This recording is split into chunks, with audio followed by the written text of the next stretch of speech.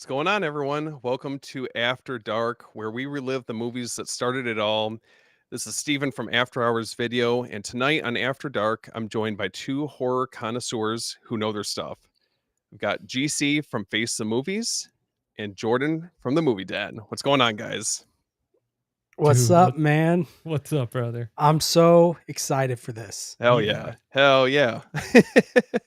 um, let's Can we see. can we talk about that intro real quick though? Yeah. That was crazy. Was that That looked really cool. worth the Yeah. wait? All right. Oh yeah. Oh, thanks. Dude. No, I really liked it. I appreciate it, guys.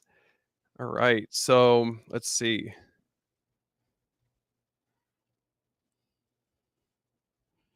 What's going on, Alexander? Thanks for joining Hey. us. Hey, what's going on? Faithful right there. All right. So, obviously, tonight together, we're going to be diving deep into the best of 90s horror, from those unforgettable gateway films to the magic of video store nights. Let's get into it. So, before we get started, be sure to like, comment, and subscribe. So go grab a slice or two of pizza, pour yourself a drink, and come hang out with us, because tonight we're stepping back into the shadows of the 90s. So I just wanted to kick things off first and foremost with you guys. Let's go around, and I got a few questions for you guys. So let's kick it off with, what's the first 90s horror movie that truly pulled you guys into the genre? Ooh, man. Ooh. Mine for 90s. Oh, Yeah. Scream. Okay. Scream, I remember as a kid, that was a movie. That was a movie. It was funny enough when I was young. So I went over to my dad's house, and it was always horror movies. We can watch whatever we want. I wanted Yeah. to watch. Like that's where I watched like It at like 4 years old, like the Tim Curry It. Oh, that movie Scared me to traumatized death. me. Oh, dude, even to this day, I have a hard time seeing Tim Curry's version of Pennywise. Like the new one, completely fine. It's his version that I have trouble with. But Scream was the one that for some reason my mom's side never let me watch horror movies. Okay. If it was on TV, maybe there was like The Shining. I remember one time I got to watch it on TV, but for some reason, Scream was one that I got to watch, and so that was for me was Scream, for sure. That's a great choice. I feel like that Yeah. for a lot of people that cemented their interest in horror and like the slasher Yeah. genre. So, GC, what about you, man? What was the go-to movie? Dude, so for me, it's unfortunately not on the list, but it's I want to say Nightmare on Elm Street. That was one of the first one of the first horror movies that I vividly remember as a kid. The scene with Freddy in the alleyway and his arms are stretching out. That's exactly what always stuck to me and kind of just cemented horror in my head. And then after that, it was just, I mean, the usual suspects. You have Jason, you have Michael Myers, and then it's like I started venturing into like Pinhead, Oh yeah, the Hellraiser type Hellraiser stuff. movies. Yep. And that's when I started like getting intense to where I started really leveling up. But yeah, man, Nightmare on Elm Street was for sure like the one that started it all for me. Wait, well, did I misunderstand the question? Was it horror movies in general or 90s horror movies? No, I was referring to like 90s horror movies. Oh, okay. But, Then yeah. yeah, I think that No, you're fine. I just Yeah. didn't want to make sure I didn't misunderstand. No. So GC, if there was like one 90s horror movie that comes to mind for you, like what's your definitive 90s horror movie? Man, I want to say like Pumpkinhead kind of sticks out to me. Okay. And it was just a also good one. because I was kind of hanging out in video stores at the time and, wandering around. And that was what I remember. That's one of the VHS covers that stuck out. So, but yeah, I would say that one's kind of one of my fond memories. Alexander brought up the first 90s horror movie that pulled me into the horror genre is I Know What You Did Last Summer. So seeing Helen's Yeah. iconic chase scene had my heart racing in a way no movie ever had before. So I think that's like another one I would say is like one of the mainstays or like video store staples of the time, Mhm. that really drew, I think, a lot of us into especially like slashers of the time. I think the one that I would really have to go back to and really um, I felt like was very influential, and especially with the amount of hype that was behind it, was the Blair Witch Project. Yeah. Everyone was talking about it. You know, it was a movie that I felt like was almost scarier, more built up in my mind than what I actually saw. And that's a movie that definitely lingered with me. You know, early on, like when you're first getting into these movies, I think that they have more of a lasting impact for sure. Yeah, So you're not wrong about that one, man. That one I Yeah, remember like in school hearing everybody talking about it in the playground, and it was just for forever you thought it really happened. And then me living in the mountains, like at night, it was so creepy because you would think about the movie and like, oh man, the Blair Witch is out there. yeah, it definitely. Yeah. it's a scary, definitely a scary concept, and I think just how effective the marketing was for this. I mean, that movie was just groundbreaking at the time. Yeah. Um, so I got to ask you guys, what's your favorite memory of browsing the horror section in your local video store? Or are there Mm. any memories that stand out to you, like from the video rental days? Um. Wow. If we're talking about in the horror section, um, I think two. I specifically remember, and this had to have been, What's up, Arthur? um, Alexander kind of hit the nail on the head with the Texas Chainsaw Massacre 2003.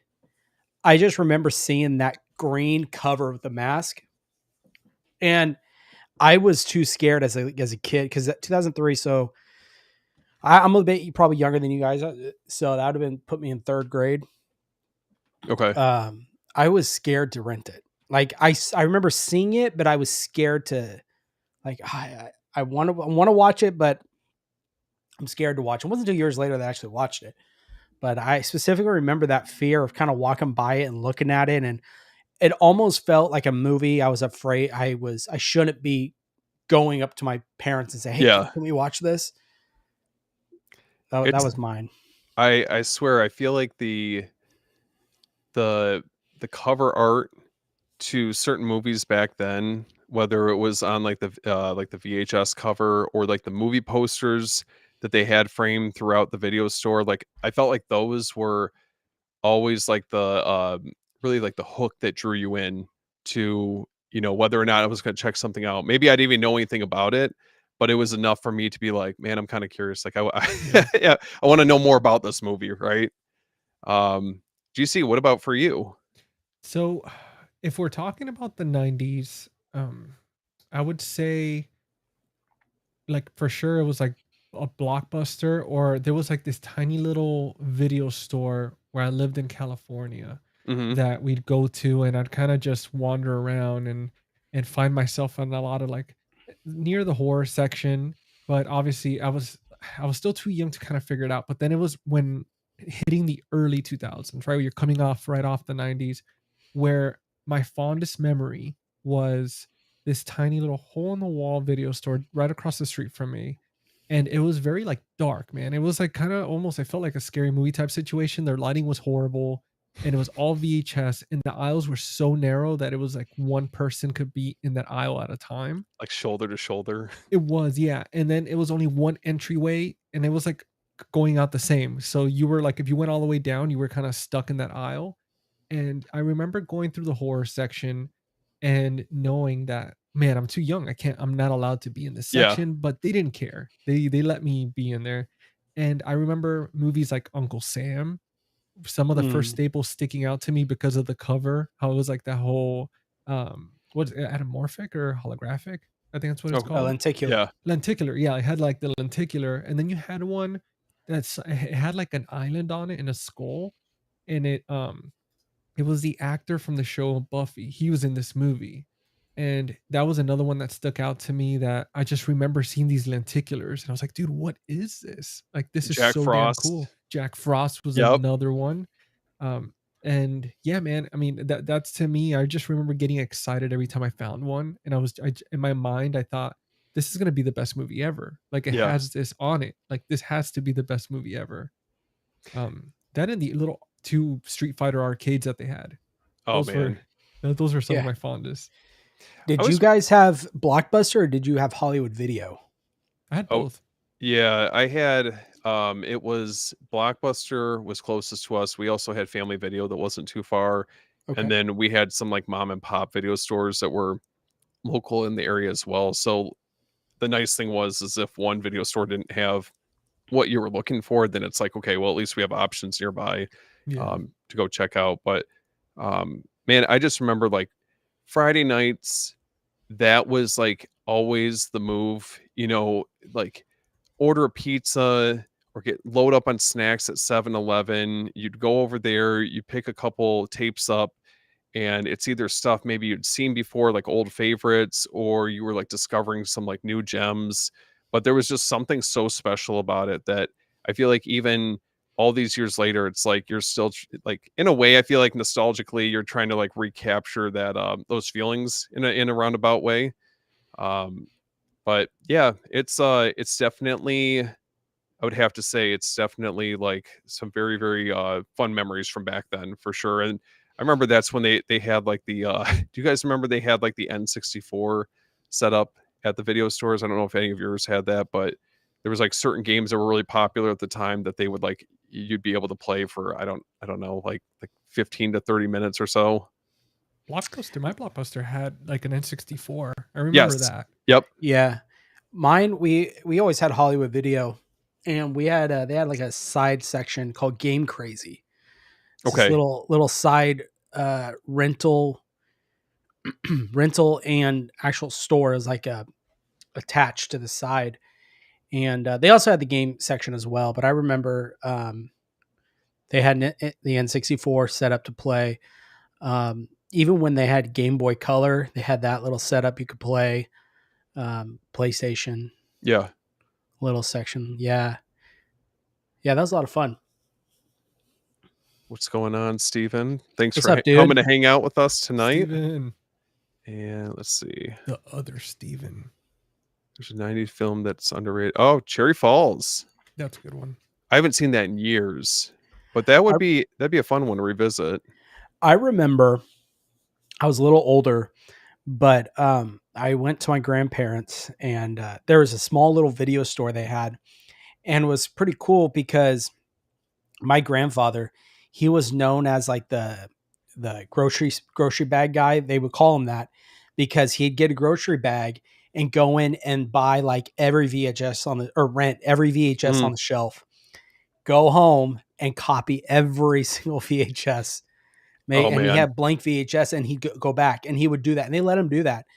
And my grandfather, he would even get into the point where he would like photocopy the covers and like make his own covers. So, dude, I mean, That's there's like that's commitment. Yeah. thousands of copied VHS tapes in this house of movies he hasn't even seen. And it is the funniest thing. But I remember we would go, and I convinced him to let me rent Night of the Demons 3. Oh shit. Yeah. And I knew he didn't know. And so I remember there was, I was a kid, Yeah, and yeah. the scene where I'm trying to remember, it's been a long time since I've seen the movie, but where, um, it's like right at the beginning, and these kids break into their house, trick or treaters, and she gets mad. She's got a towel covering her, and my grandfather was like, "You can't watch this." I said, "No, no, no, no, no, just let me watch it." And he's like, "Fine, I don't Yeah. care," and he leaves the Yeah. room, and she got to watch it from there. But I remember convincing my grandfather to let me rent Night of the Demons 3. Hell yeah. It's the Dude. Hell funniest thing. yeah. Dude, that's fucking awesome. Yeah. Um all right. So now out of like the we're covering a number of different 90s horror titles, but which do you think was the best starter for someone new to the genre? Like someone that's just getting into it, what would be that recommendation that you give someone? In the 90s? Yeah. Yeah, just out of like the 90s horror films. I think like something it like to really ease them into it, something like Scream. Mm-hmm. I think it's like the type of movie to kind of ease somebody, even though it's a slasher. Like it's not necessarily like there's demons or anything like that, but I feel like it's the best entry point. Like Scream, I Know What You Did Last Summer. I even the Blair Witch, right? Because you don't really it's just people the whole time. Yeah. So it's very atmospheric and stuff like that. But for me, those are some of the ones I'd probably recommend. Okay. Yeah, I think this one's a little later in the 90s. I think it's 99, but The Sixth Sense is Damn a it. really, That's what I was really gonna pick. That's a a good Yeah. one. really sorry, a really good entry level horror film or thriller. Yeah. It has some horror It's elements, I would say. psychological horror. Yeah, yeah, because I mean, you got to think some of those scenes, like when he talks about the terrible. We're on live on YouTube, so I don't want to say it, but the stuff that they did to the people, and they're in the hallway or the stairwell of the school, Yeah. like in those visuals. I mean, there's some scary stuff in there. Oh, for sure. Yeah. The early M. Night Shyamalan films, there's something about those. Like I feel like that run of movies that he had, extending from that on out for a couple films. I Mhm. mean, say what you want about like the movies that he's done since then, but those first few, man, those are definitely really memorable, especially with The Sixth Sense. Yeah, yeah, and I do agree with GC about Scream. I think it's a really good one too. Yeah. I guess dependent on, you know, how okay you are with like gore to a certain extent. I mean, I would also throw I think Candyman's iconic. Mhm. That's like another one that always comes to mind when I'm thinking 90s horror. But I mean, there's some scenes in that I think at the time were pretty gnarly, but Oh yeah. um, Well, what about like Sleepy Hollow? That'd be another good, yeah, I think, entry point because it's got that kind of fairy tale esque quality to it. yep. I think if you're looking for something that has like, it's kind of like we're talking about, like a little bit more gateway into the genre. Like I feel like Army of Darkness is another good one where it's like, that perfect blend between horror and comedy. Um, it's you're not going feet first into something like super gory. Hmm. Do you guys remember Frighteners with Michael J. Fox? Yes. Yep. Hmm. That's another one I would say too, because it's like it has some comedic elements to it, but then it's like you have the ghosts and you have a little bit of everything. Yeah. What That's a- about Tremors? oh Tremors. man. There's Kevin another Bacon. good one that has really good comedy. Yeah. You know, between Kevin Bacon and I can't think of the other guy's name in the movie. But his partner, his friend in the movie, Yeah. really good. Oh, Very Fred funny. Ward. Yeah, but what was his name in the movie? Because there was Valentine. Oh, Earl. Earl. There you Yeah. go, Earl. Yep. Yeah. Yeah, I think that's another really good choice. That's like a series of films I don't feel like gets talked about enough. Let's see. So Stephen was saying Sleepy Hollow or Hocus Pocus might Oh, be a good dude, starter. Hocus Pocus. Yep. And That's a every year around Halloween time movie we watch. for Yeah. sure. Then Alexander mentioned was also mentioning Sleepy Hollow is Mhm. fantastic, very dreamlike, but also nightmarish. All right. Let's see. Okay, and last question for you guys. So, which 90s horror movie had the most iconic VHS cover art that practically forced you to rent it? Oh wow. I mean, I have to say the people under the stairs for me was Okay. one because it looked creepy as hell, and obviously I have to go with like Uncle Sam type situation just because the lenticulars, man, those always sucked me in. Yeah, I could see I'd have that. to think about that. I just remember Rumpelstiltskin. Yeah, Yeah. That was one that I was kind of exposed to pretty early on as like a video store staple. And it was enough with like the cover art, there was something alluring about it that I was like, I kind of need to know more about this. And yeah, I mean, here we are all these years later, and we just, we're obviously getting such a, a prestigious release for, like a video store staple, like cult film. So it's pretty cool to see that that's come full circle. I would say another one, Frighteners, just that man, that's kind of the all white. yeah. I mean, that version, I guess, of the cover art. Yeah. Yeah. Yeah. Well, let's go ahead. We're going to kick this off. So we picked out 6 different films to start this series, and we're going to go through, kind of give a breakdown of what our experience was with these movies, and kind of do a deep dive into each of these films. So um, I figured the perfect starting place for us to start this was with none other than Scream. Nice. So how early on did you guys watch this film? Was it a little bit further into when you guys were getting into horror movies, or was it one of the first few horror movies that you checked out from the video store? For me, no, I didn't really get the. My dad had this movie when I was young, Okay. so it was a movie I watched on VHS. But like I said earlier, this was a movie that I would watch as a kid. And then, of course, when I can't remember when Scary Movie came out, the first one, but that might have been early 2000s. 2000. Yep. Yeah. So, I mean, kind of in that weird bridge, you can kind of put it, you know what I mean? That also just ignited wanting to watch Scream, Yeah. because I mean, that was littered throughout the whole movie.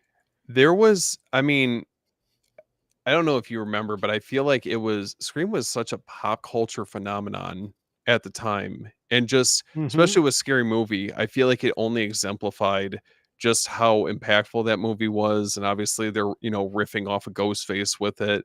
Yeah. But I feel like, I mean, you saw Ghostface everywhere, like Yeah. costumes, like people were dressing up for him for Halloween, or you would see it spoofed on TV, or whether it was in movies. And it's just crazy to see that it has such a lasting impact, Well, it's really cool to see someone, What's up, William? what's up, dude? Wes Craven created the icon juggernaut, Freddy Krueger of the 80s, and then a decade later he goes ahead and he literally flips a horror genre on itself and brings Scream out, and that started a whole nother huge interest of American pop culture into the horror genre. It brought slashers back into the mainstream again. Yeah. All from one dude. Yeah. It's pretty remarkable. Two generations in a row, or decades, sorry. What up, Chris? Yeah, like man. He really, man, what he did with Ghostface, I mean, he just kind of made he made the slasher genre cool, Yeah. because it was always very interesting and creepy and stuff, and then he just made it so damn cool to the point where people are like hell yeah, like Ghostface, and cheering for him and this and that, even though obviously he's like killing some of their favorite characters. It's just he's so funny, like with the voice changer and all that, and it was cool. Well, it revitalized the slasher. I mean, not only like the slasher films of the 90s, but also just kind of injected new life into just horror during that time. I feel like, I mean, you had a couple select movies that had come out before then, but I felt like a lot of it, kind of like that revitalization would be due to Scream. Yeah. Yeah, well, also with Scream 2 at the time, a lot of the young adults, teenagers, they didn't like, for the most part, I would say, probably didn't like the 80s horror movies and the 70s. There was tropes, they were like, yeah, whatever. And then Wes Craven decided, okay, well, let's riff on that. Let's play on that. Let's lean into those, and let's make fun of ourselves. Let's, poke fun at and know what it is. And I think that really resonated with audiences. Oh, I agree 100%. What up, Brian? What's up, dude? Dude, the amount of catchphrases in that movie, like, oh, I'll be right back. Yeah. It's so iconic till this day, man. I mean, we have 15 years later, 20 years later, and we're still saying them. Live her alone. Well, and especially, I mean, and we'll get into it, but the fact is that, when this film was being marketed, Drew Barrymore being a prominent actress at the time, to have her, spoiler alert, for anyone who hasn't seen it by now, but like she gets killed off in the opening sequence. It subverts all expectations that most people probably had for that movie going into it, all these years ago, when it was initially in theaters. They pulled what Hitchcock did with Janet Leigh in Yep. Psycho. Yep. You know, And ironically, that obviously gets brought up at a later point in that movie, so it's kind of, interesting how it kind of pays homage that way. yeah. Alexander mentioned, so Scream, I Know What You Did Last Summer, Scream 2, New Nightmare, and Blair Witch. I Still Know What You Did Last Summer would be your picks. Those are great options, I swear. Mm-hmm. Yeah.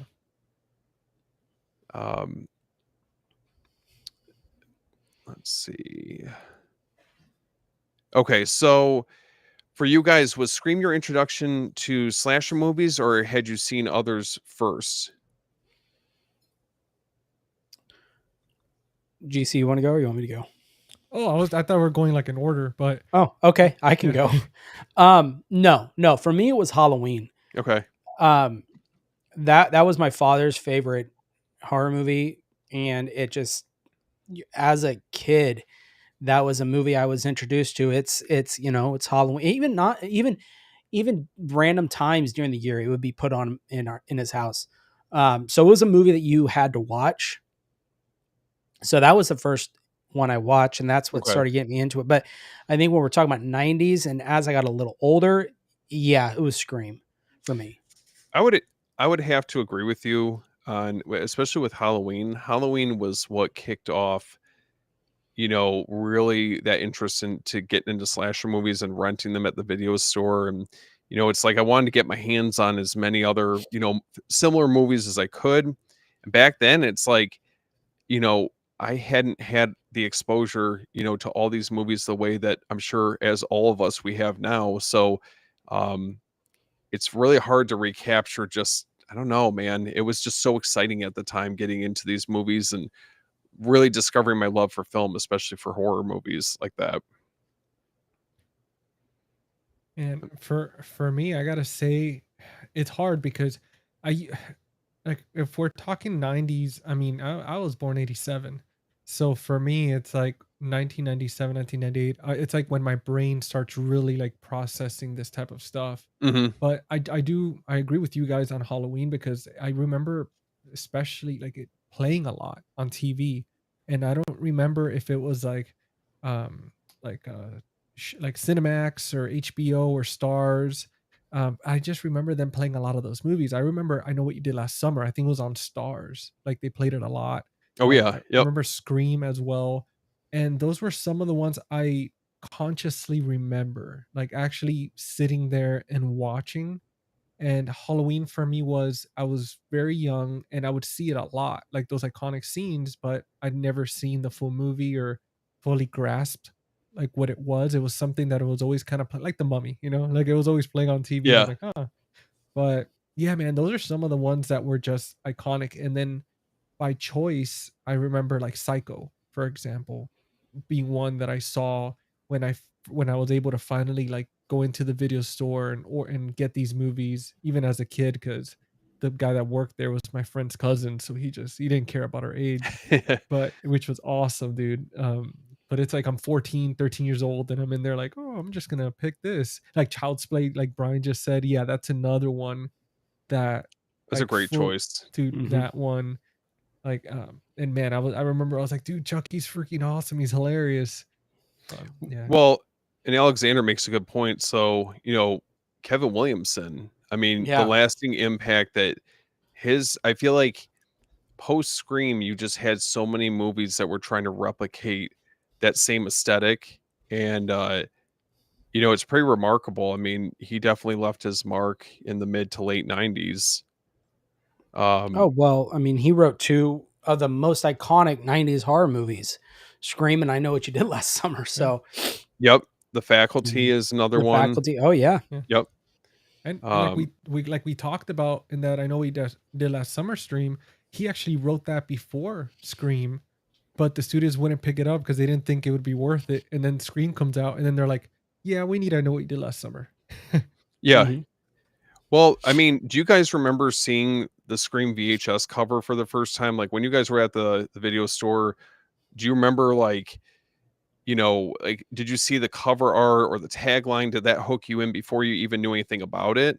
Or was it just more of like word of mouth? I had already seen it. I mean, from TV. So like when I saw it in Okay. the video store again, I was like, "Oh man, hell yes!" Like, are you Yeah. kidding me? Yeah, for Chance me, to revisit like it. it Yeah. was already in the house. We owned it. So that wasn't a movie that when we went to the video store that we would seek out because I would see and like, oh yeah, I know this movie, you know. Yeah.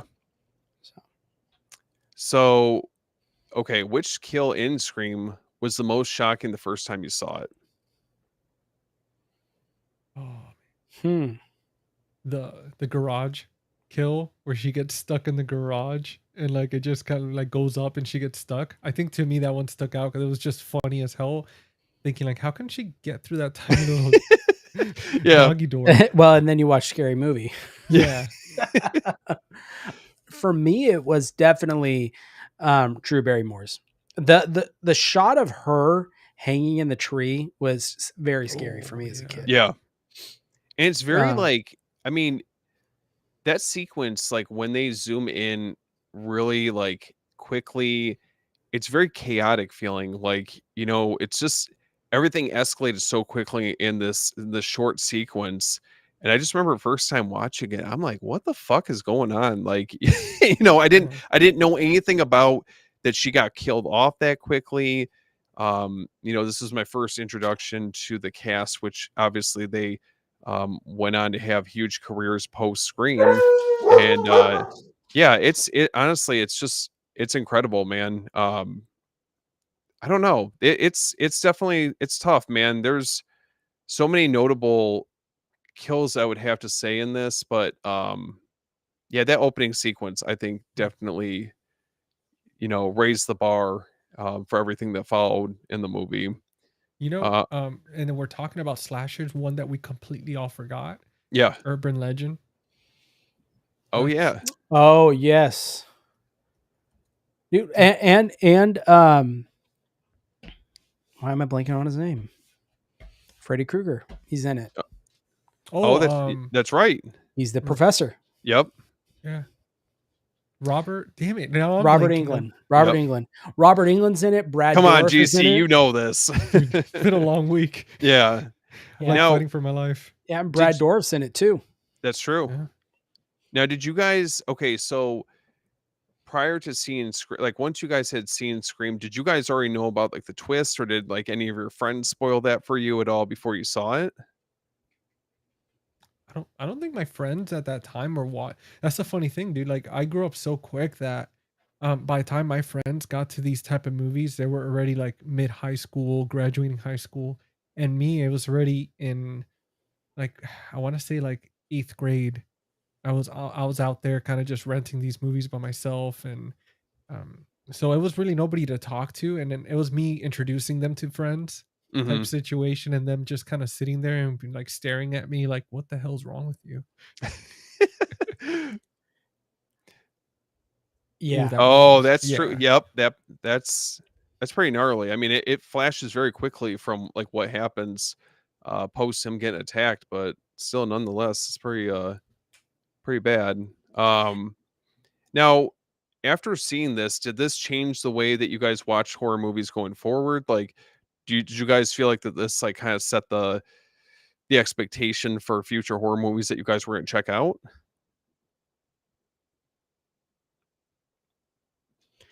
Um, like expecting a twist. Um, Yeah, or just I think I mean, maybe. it's like on the upper echelon, I would say, of the movies that came out during that decade. So I could see, if somebody's just getting into this movie, it might be setting the bar pretty high. Yeah, I think it's easy to see after seeing this movie, seeing a lot of other movies that tried to copy it. Yeah. For That's a sure. big one too of the '90s. Is and you can also in the '90s see a lot of the tropes start to continue in the '90s, like the twist, like it's one of the best friends type thing. You see that a lot. Yeah, the teen drama. which Yeah. was very, very apparent in a lot of Kevin Williamson's scripts. Hmm. And What I think for me it was like it was more of trying to get the next fix, right? Like you see Mhm. these movies and they're so good, and you just kind of go that. I mean, and again, at this early age, the internet was at its infancy, so we don't have Google where you could just look up, like I mean, like it is now, where you just quickly go on your phone, look up an actor and stuff like this. But back then, you would go into these like deep rabbit holes. Like for example, when I was a kid watching Hackers, and Mhm. then later on seeing Matthew Lillard in Scream, and I'm like, dude, what the hell? And then just getting excited for what's gonna happen next. What's gonna be the next scary movie type situation where it's gonna give me that fix of like, man, that was amazing. And then seeing my favorite actors in these films. But I didn't have the only expectation that I had was just kind of sitting there and waiting for the next one to come out, like Yeah, hoping that there'd be something else or a sequel. That was mainly the thing back then, was always like, God, I hope there's another sequel. I need more. I need for more. sure, for sure. And I mean, expectations were just so high for Scream 2 by the time that came out. Yeah. It's like, how do you top the first one? Which I think was definitely its own challenge.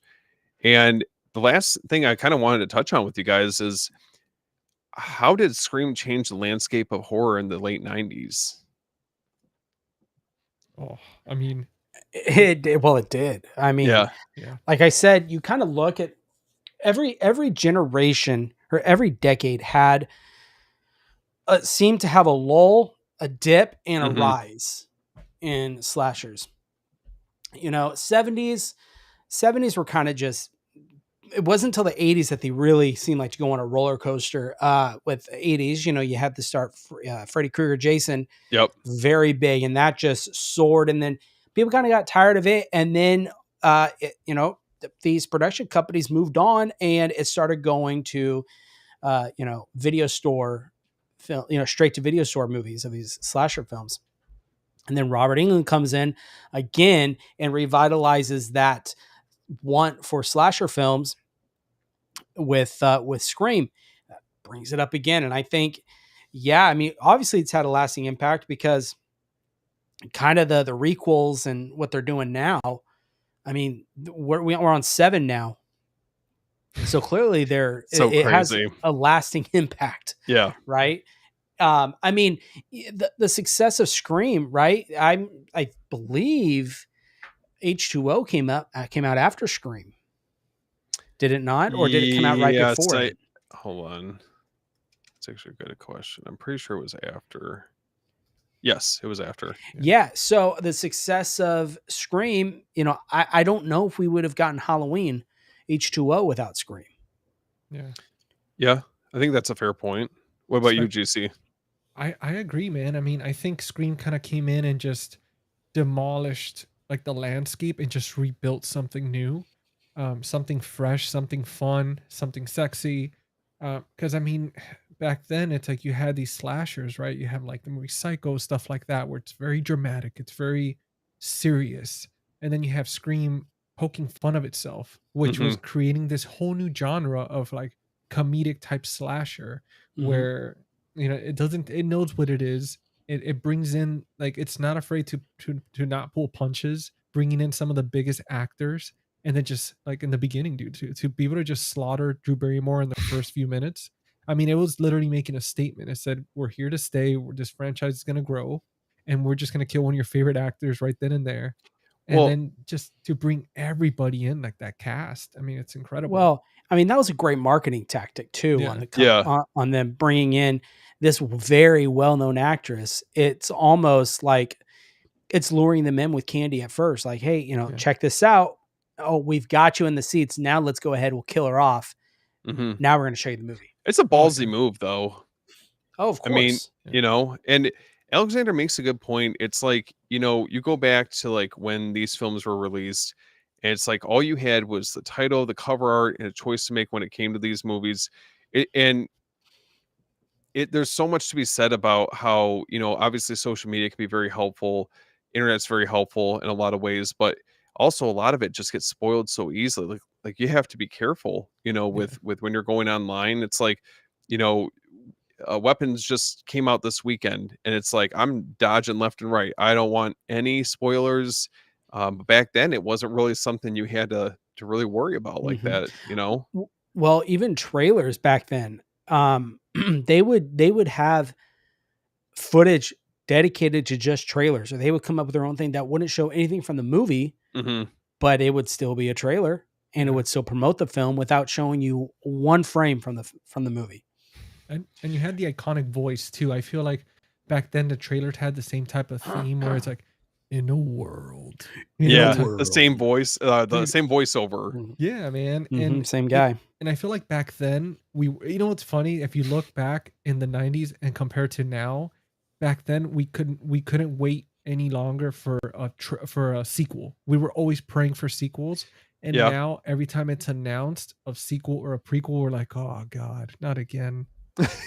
And For it's- some more than others, you know. it is definitely true, yeah. But it's one of those like they're gonna make part 17 at this point. Like I how know. how many I think times? the problem with today's though is that it's not just sequels in itself; it's sequels of movies that already had sequels that are very successful, and they're just trying to cash in on that same success. When just focus on the put a sequel for a current movie. I mean, I think Yeah. because I don't have a problem personally with a current movie sequel for the most part. But like when I Know What You Did Last Summer came out, like I was kind of excited, but yikes. Well, It didn't meet Jordan's expectations, to put it No. kindly. I've got a question for you guys. For back in the 90s, right? In the late 90s, let's say, um, how did you and I'll answer this one real quick. So for me, like I like where did you get your movie trailers besides like the TV or the movie theater? Because I used to go to like iTunes. I used to go to the Apple website and look for movie trailers and watch them there. But what about you guys? That Dude, would I same. Yeah, I okay. mean, maybe it sounds bad, but a lot of them were either if I was, like, in theaters or if it was something that I was renting, Right in and the that was beginning. it. I mean, you Yeah. know, it was pretty, like, minimal exposure that I would get, for Uh, stuff coming up. I remember when I found out about Apple.com having movie trailers, dude, Dude. it was all over. And it's so funny because my grandmother had like dial-up internet, like, and I would sit there and just wait and like watch like 2 seconds. Oh, it's got a buffer. Okay, we're gonna Yep. wait. And that's how I'd watch these trailers because Yeah. they had all the trailers on there. Yeah, I guess I never really thought about that 'cause it's just now we're so fortunate that the minute that something goes live, I mean, it's on X, it's on Instagram, YouTube, anything on social media, like, it just spreads like wildfire, and back then, it's like you didn't really have that luxury. I mean, you would hear about it from maybe, someone who had seen a movie recently or, word of mouth of, like a sequel coming up, but that was about it, you know? Well, or you would hear it on the radio. That's Yeah. true, yeah. That would happen a That's lot. true. You would hear the ads on the radio for the film. Well, Jordan, you were talking about candy earlier, and I figured that this this is the best way to segue into our next pick. So, the iconic Candyman. Oh man. So, I gotta ask you guys, for Candyman, did you guys think this movie was scarier because it's blending like urban legend with real world settings? Because it Cabrini Green, it could very well, I mean, if you live in like more of like an urban area, um, urban legends like this, I mean, I wouldn't be surprised, maybe not necessarily with Candyman, but it's definitely a real thing that people, talk about these type of things. Like, do you think that added to this movie or the mythos? Dude, Ye- let me tell you a little story. When I Oh saw boy. when I saw this Yeah. movie, let me tell you, when I saw this movie, I think I was in 6th grade or something. It must have been either 6th, 7th grade. And I thought this was real. Like the kids, so there, because I lived up in the mountains What? in California, Riverside County. And I mean, it was like dirt road type situation. And in school, right, they would say, oh, either they had the myth with like Bloody Mary or Candyman. Yes. Yep. So what they would do is they would dare you to go in the bathroom with the lights off, and then you stand in front of the mirror and say Candyman, and they would lock the door behind you, so they wouldn't let you out until they heard you say it. But when I saw this movie and I got to my new school and people were doing that, dude, I thought that was real. I was like, what the fuck? I was like, dude, this is like, are you kidding me right now? This guy's gonna come out of the mirror and get me. So that was like my exposure to it, like just the horror aspect. Well, GC, you survived. Yeah, Thankfully, and we're here talking about it. that's right. What about you, Jordan? Yeah, exact same as GC. It's Dude, yeah. what scared me about this movie was the camaraderie I would have with kids at school and Mhm. talking about, whether it be at school, whether it be, having, your friends over for the night, for the weekend, daring you to go into their bathroom. Yeah. And then of course, after that, you would never be caught, if you have to walk down a hallway, turn on the lights as you go walk down the hallway, because you don't know, you know? Yeah, I think it was for Candyman. For me, what scared me the most was that whole urban legend of saying the name 5 times, and that's what was scary for GC, me. you unlocked like a hidden memory with Bloody Yes. Mary. Dude, I'm telling you, Yeah, Candyman. Come on, dude. I'm not gonna be able to sleep tonight. dude, I was Standing in the mirror with the lights out. Yeah.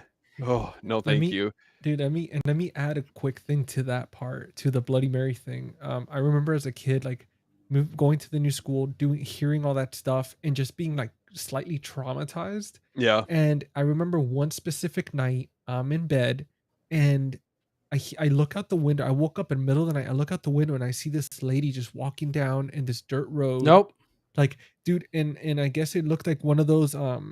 like back then, like Nope.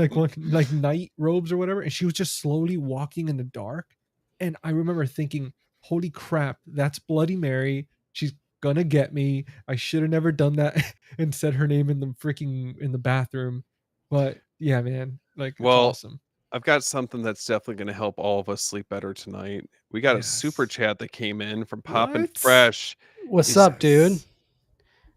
Thank you so much. So Poppin' Fresh is saying, have a good show and weekend, gentlemen. Always learn a lot from you lads. Well, thank you so much, man. Glad you're Yeah, joining thank us you. tonight.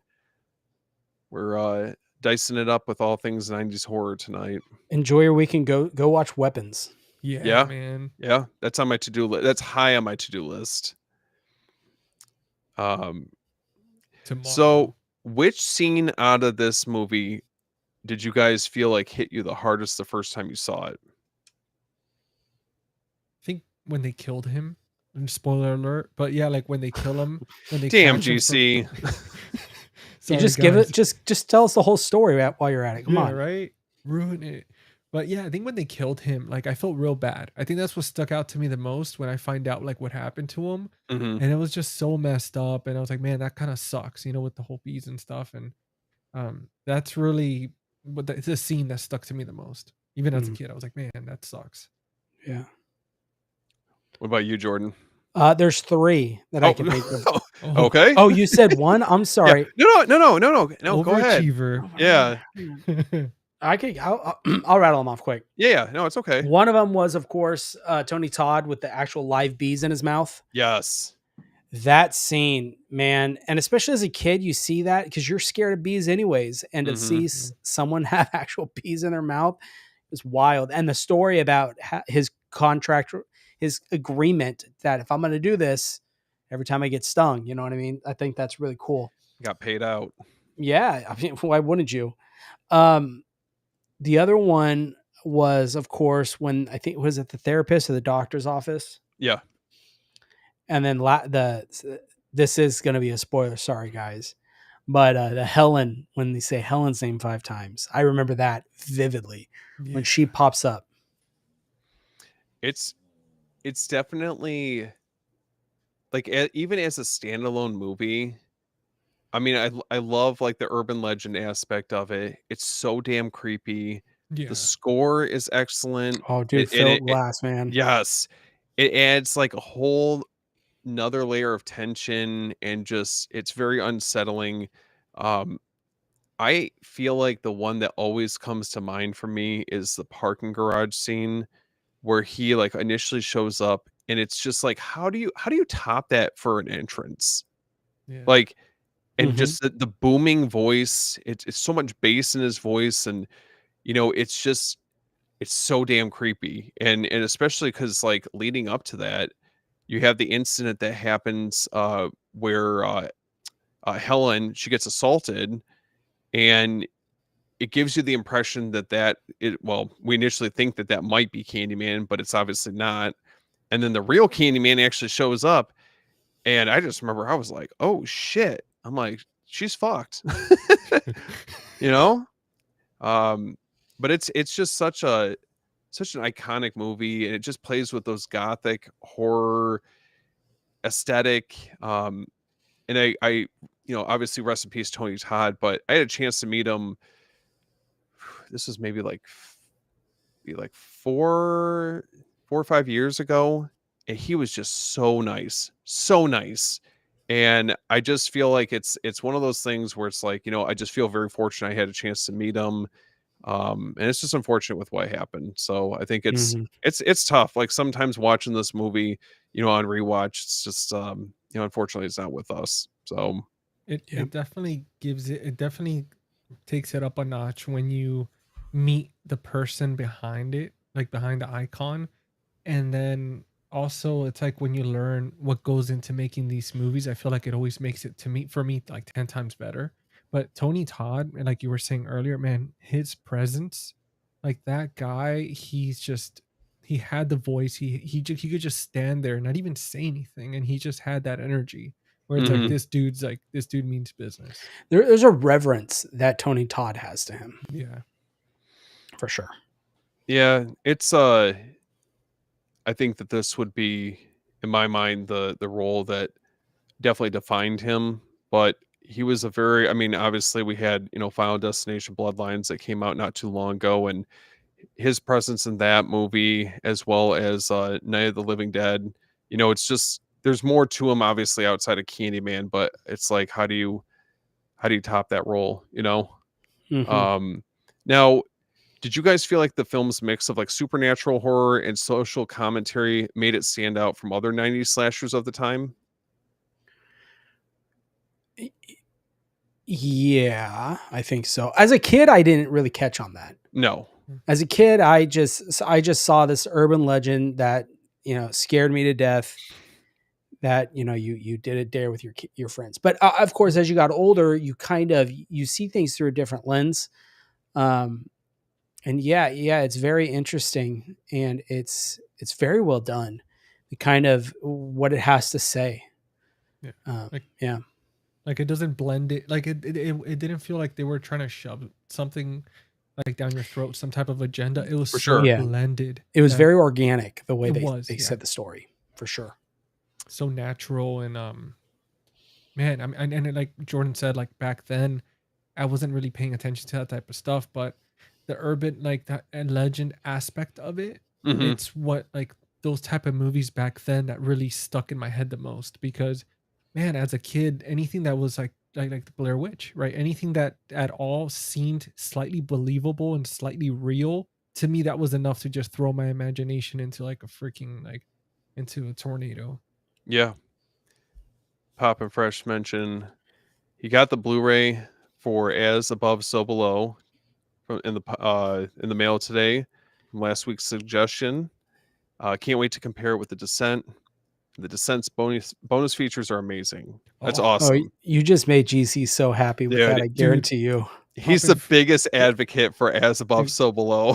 Pop and Hey, Fresh, I want to tell you that if you're a fan of Dante's Inferno or the Divine Comedy, like stuff like that, if you're a fan of anything that has to do with alchemy, like any of that stuff, it's all in As Above, So Below, and Okay. just enjoy it, man. You're probably gonna have to watch it like twice because there will be some things that might be missed.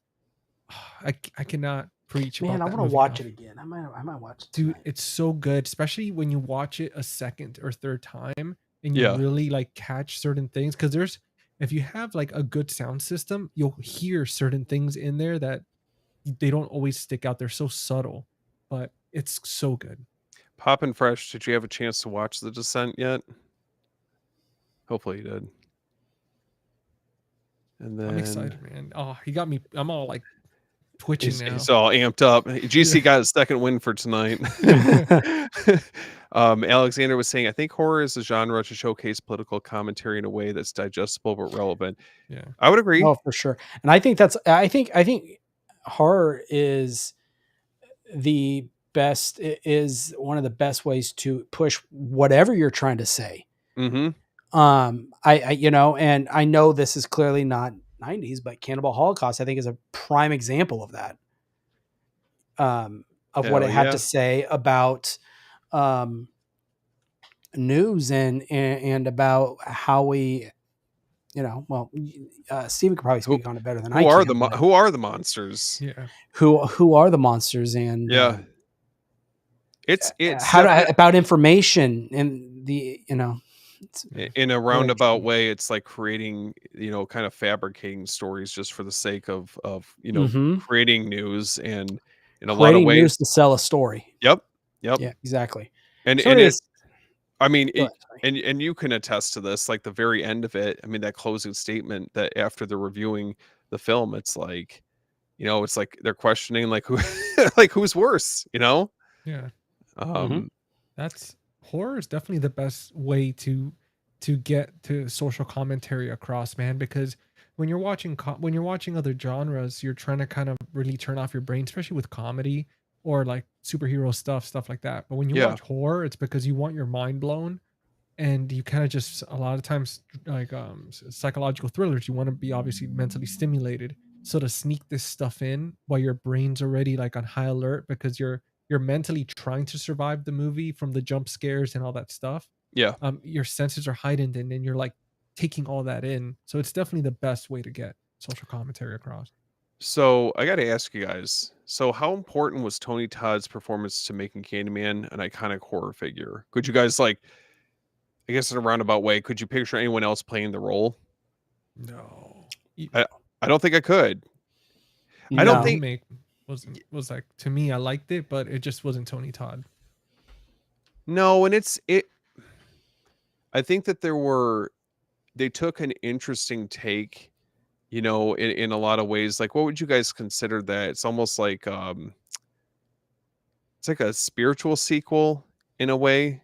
I mean, it's taken place so many years after the first one, but it's just, I don't know, there's just something about like his performance. It's nothing against the requel in any ways, but I feel like the original one just did it so much better, and a lot of that I would attribute to Tony Todd. Mm-hmm. I'm sorry, go ahead. Oh no, go ahead. No, I was gonna say, some people are just born for certain roles, and it's impossible to replace them. I mean, the best example that we could all agree on is Nightmare on Elm Street. Robert Englund was born to play 100%. Freddy Krueger. There's nobody that could pull it off. Just like certain superhero movies, right? We have certain superheroes like Thor. To me, Chris Hemsworth, I couldn't picture anybody else being Thor, or Robert Downey. Nobody could play Iron Man like Robert Downey. He is Iron Man. He was born to be Iron Man.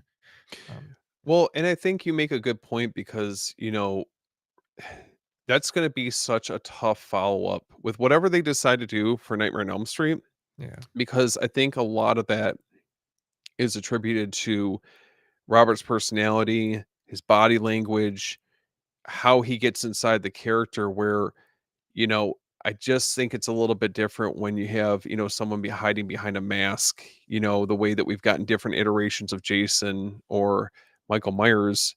Somebody could just as easily be able to put on the mask and be able to take on like a sequel, or jump into that role. But again, it's a actor that's so synonymous with the role that I don't know how you could recapture that. I want to say, as far as for putting on the mask, so I used to think that, but isn't it interesting that even certain physical actors, like in Jason, right? Certain people that have played Jason can't catch up to like the original type Jason actor, because of their body. Like, their body language was so good that I agree with that. Yeah, like it's hard sometimes to put on a mask. Well, they have different approaches, I think, to the character. I mean, that's a really good point, because I think you could, with Friday the 13th, it's a great example, because I think each actor that played Jason physically had their own take on it with their body language and how they carried themselves, as Jason. So now Stephen was asking, why does horror and comedy go hand in hand if done right? Like being in the same film, like like a horror comedy. Yeah, I mean, like I would say a good example is like Return of the Living Dead, Oh, Army of Darkness, films like Texas Chainsaw Massacre 2, films like that where it's almost like the perfect blend of horror and comedy together. I think because of the breathing room, man. Like, especially you watching so many people get slaughtered for so long, and then you kind of have that moment of you gotta get refresh your palate, and then to go back to it. I think that's one of the reasons for me, at least, like it goes well. Oh, nice, man.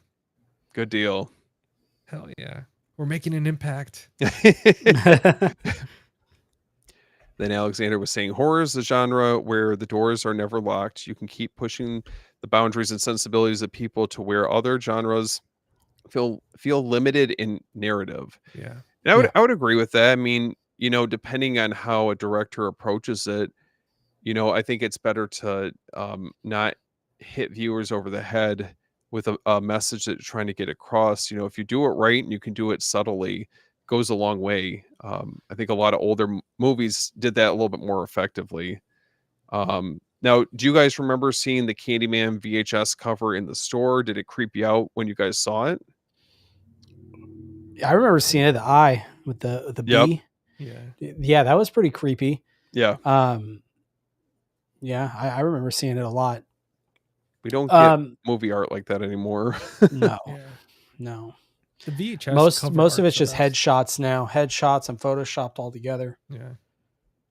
VHS had the best, man, like the best cover art.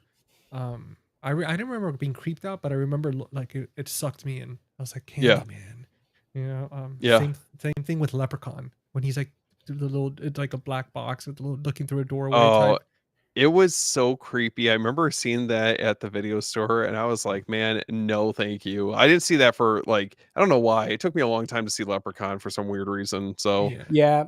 You remember with Candyman, I remember as a kid, I'd see it. I'm like, what does bees have to do with candy? yeah. Yeah, Yep. explain that one to me. Being candy. Do you guys, Mhm. I don't know if you guys saw Motel Hell early on, but I'll never forget going to the store. And I remember like I would just browse through the aisles and I would go through and I'd be like checking out different movies. I remember seeing the farmer with the pig head on and he's got the chainsaw. All these years, I couldn't figure out what that movie was for years for the life of me.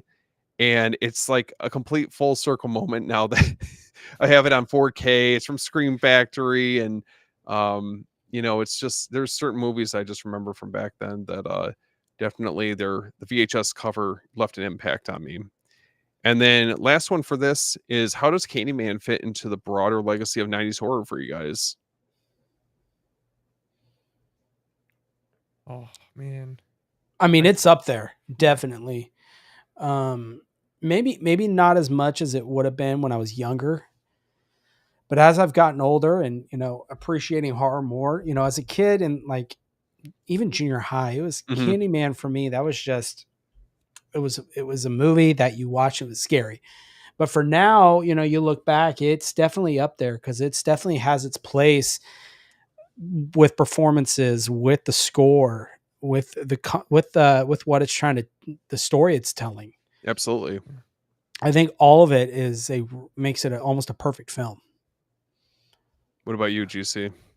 Man, I gotta say that, and this might be controversial, but um, I think in this day and age, compared to like being a kid and watching these movies on VHS, I know we did last summer, Candyman, Mhm. Scream. I've never gotten the high from any of the new. Like I've seen all these new. Obviously, we're talking about Barbarian recently, right? Yeah. Phenomenal film, loved it. It still didn't make me feel like how Candyman or all these other movies made me feel. And I don't know if it's just because my brain was so pure that taking all this in was just like, oh my God, this is Yeah. amazing. But I've yet to see something at my adult age like that just gets me like that, that just stays with me. And really I'm just sitting there like years like I mean, dude, we're talking about these movies from what, 20 years later, and I just Almost it's more. yeah, man, exactly. And it's it's definitely high up there for me. It's one of those staples where I'm just like I'm happy we could look back and not only have VHSs but have the 4Ks, the Blu-rays, and always have those fond memories with these Oh, movies in hand. absolutely. I think it's having like a deeper appreciation because I know obviously we all like physical media, but like, just having everything ranging from VHS to DVD all the way up to like 4K, being able to appreciate these movies on various formats. I mean, I know we always talk about it as far as like going back and getting back into like VHSs and things like that. But it just really helps me, and I think for you guys to a certain extent, really appreciate where things came from and be able to love physical media in all of its various forms. Yeah. Um, but I agree with what you guys were saying. I definitely think that this is in a lot of ways, I think what really laid the foundation down for a lot of like, the urban legend setting, a different take on gothic horror. And yeah, it's definitely a movie that I feel like, especially around Halloween time, it's just such a fun movie to revisit. Um, Speaking of movies that I recently had to revisit, what you guys know about the Blair Witch Project? Oh, beautiful. That's the only way to um, see it, man. VHS, man. yep. That's I don't know if it's real. If there's one movie out of anything that came out of this decade, I feel like VHS is probably the preferred way that I enjoy watching this. The box set, from Second Sight is I mean, it's perfect. It's probably the best it's ever going to look. But there's just something about the aesthetic of having this, in the form that I initially saw it in. Um, you know, really, how did the Blair Witch Project change the way horror movies were marketed? I mean, do you guys remember when this was first being rolled out, or the marketing that they were doing for this? I mean, this would have been really the early infancy of the internet, and them having a dedicated website for this. Like, do you guys remember any of that? yeah. For me, yeah, a little bit. For me, it was more word of mouth was the Blair Witch. At Hmm. school, I remember people talking about the scariest movie they've ever seen takes place in the woods, and almost a dare, like, can you make it through the movie? Like, well, then you hear stories. Well, I heard this one person saw the movie and they ran out, or I heard my cousin saw it and passed out in the theater, and you just hear these stories, and that's just kind of those stories from me center around the Blair Witch Project growing up. It's it's one of those movies that it's a master class in marketing. Yep. And I think the best example we could say in 2025 is Weapons. They did the exact same thing. They created a website and it just made it like they created such mystery behind it. But I mean the Blair Witch had it like what horror movie could you think of that they never show you a monster, they don't show you anything, they just show you people scared and that's enough to kind of get you.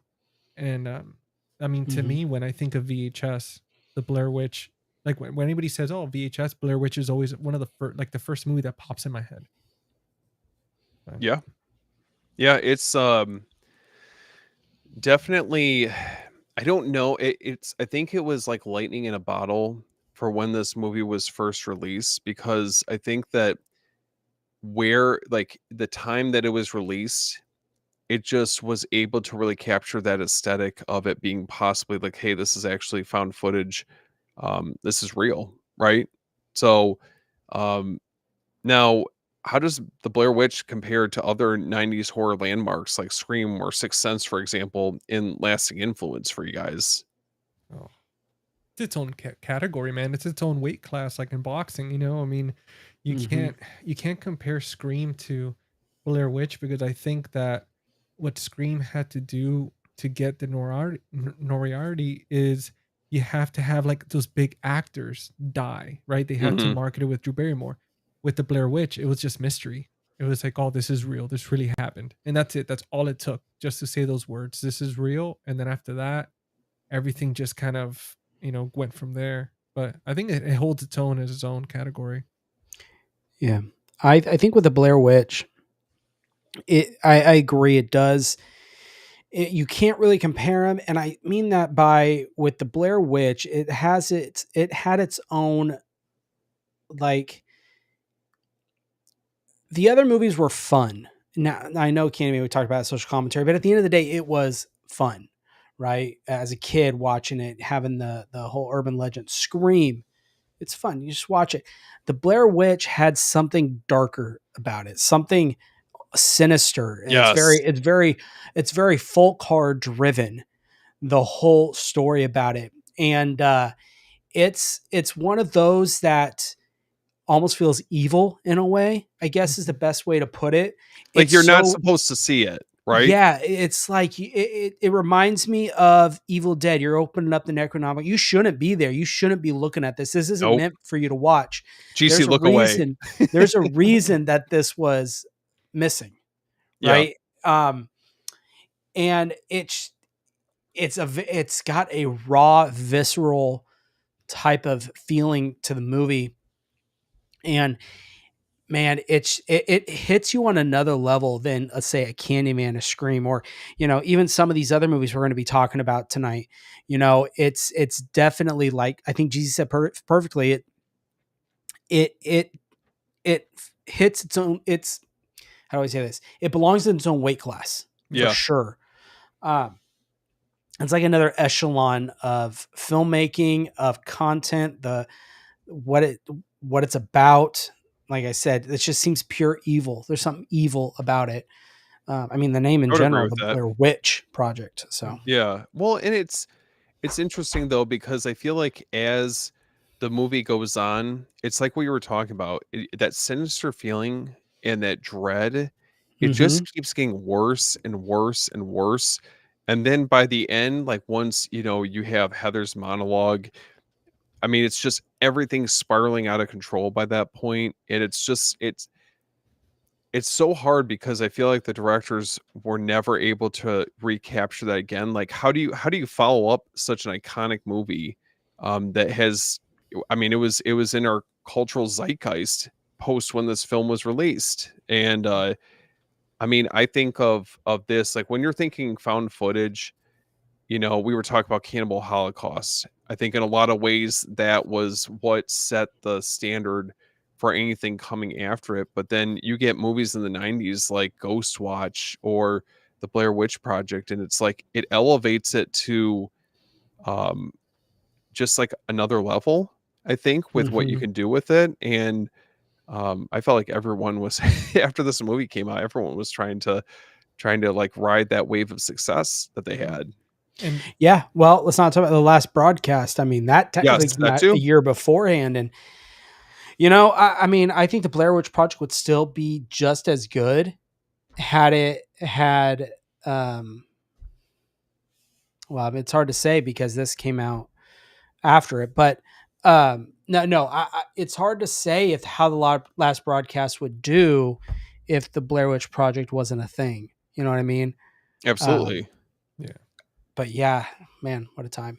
And can we also say that, like, speaking of Scream and Blair Witch, I mean, both of these movies, I mean, they were such a staple in pop culture that, Yeah. I mean, till now, people still talk about the Blair Witch. Like, even new generation kids, they know what the Blair Witch Project is. And they weren't even around at that time to witness it, but it's just something that's just been passed down from like the last two generations to where it's like it's just up there. And I don't feel like movies like the Blair Witch and movies like Scream, they're just, I mean, Scream obviously never going to disappear, but like movies like the Blair Witch, it's going to be talked about probably for like another 30, 40 years. It was some of the most effective marketing that I could Yeah. think of for any horror film. And the closest example, I meant to bring this up earlier. You guys were mentioning Weapons, and Longlegs was another one that initial marketing that they had for that film, like regardless if you did or didn't care for the film, you can't tell me that marketing wasn't like just very eerie and creepy hmm on so many levels. And it just made me really feel like, this is like one of those first few times I've had something that did it this effectively, the same way the Blair Witch did. Maybe not quite the same heights, but with like the ominous mystery Yeah. behind what's going on with it. And I don't know, it's you don't get that too often anymore.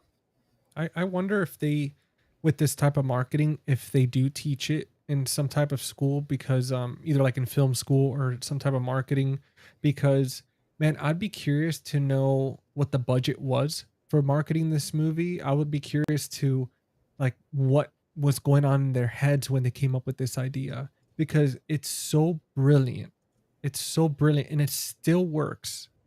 Like even when we know what that type of style is, it still works. Like with weapons, man. Weapons, like Mm. when I saw the website, I was like, you gotta be kidding me.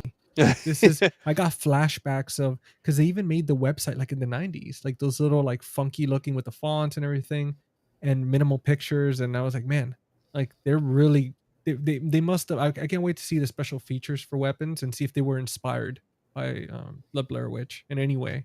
For sure. Poppin' Fresh was saying he saw Blair Witch around 12:30 p.m. on a Wednesday in theaters. Only 4 people in theater. One person did leave. I mean, and that's the thing, though. It's not just somebody, if they're stepping out of the movie, it's organically. It's not just like to build up hype behind the release. So Yeah. that's really cool. Yeah, I think the marketing for this was incredible. And I was just thinking, too, I was trying to remember. I think Robert Eggers' The Witch was another one. Marketing wise, I mean, they really dove into it. I don't know if you guys remember, but they had a Black Phillip Twitter account. Oh, Black no Phillip way. had his own Twitter account to promote the film, and I would he'd not tweet remember and say that. things. Yeah. So, that's kind of another thing that got people really excited for that film when that was coming out. Well, and GC was talking about, he was asking like what the budget was for the Blair Witch.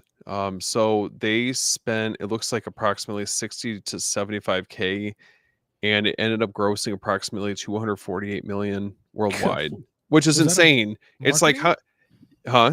Was that for marketing budget or for the whole movie? Just the whole movie.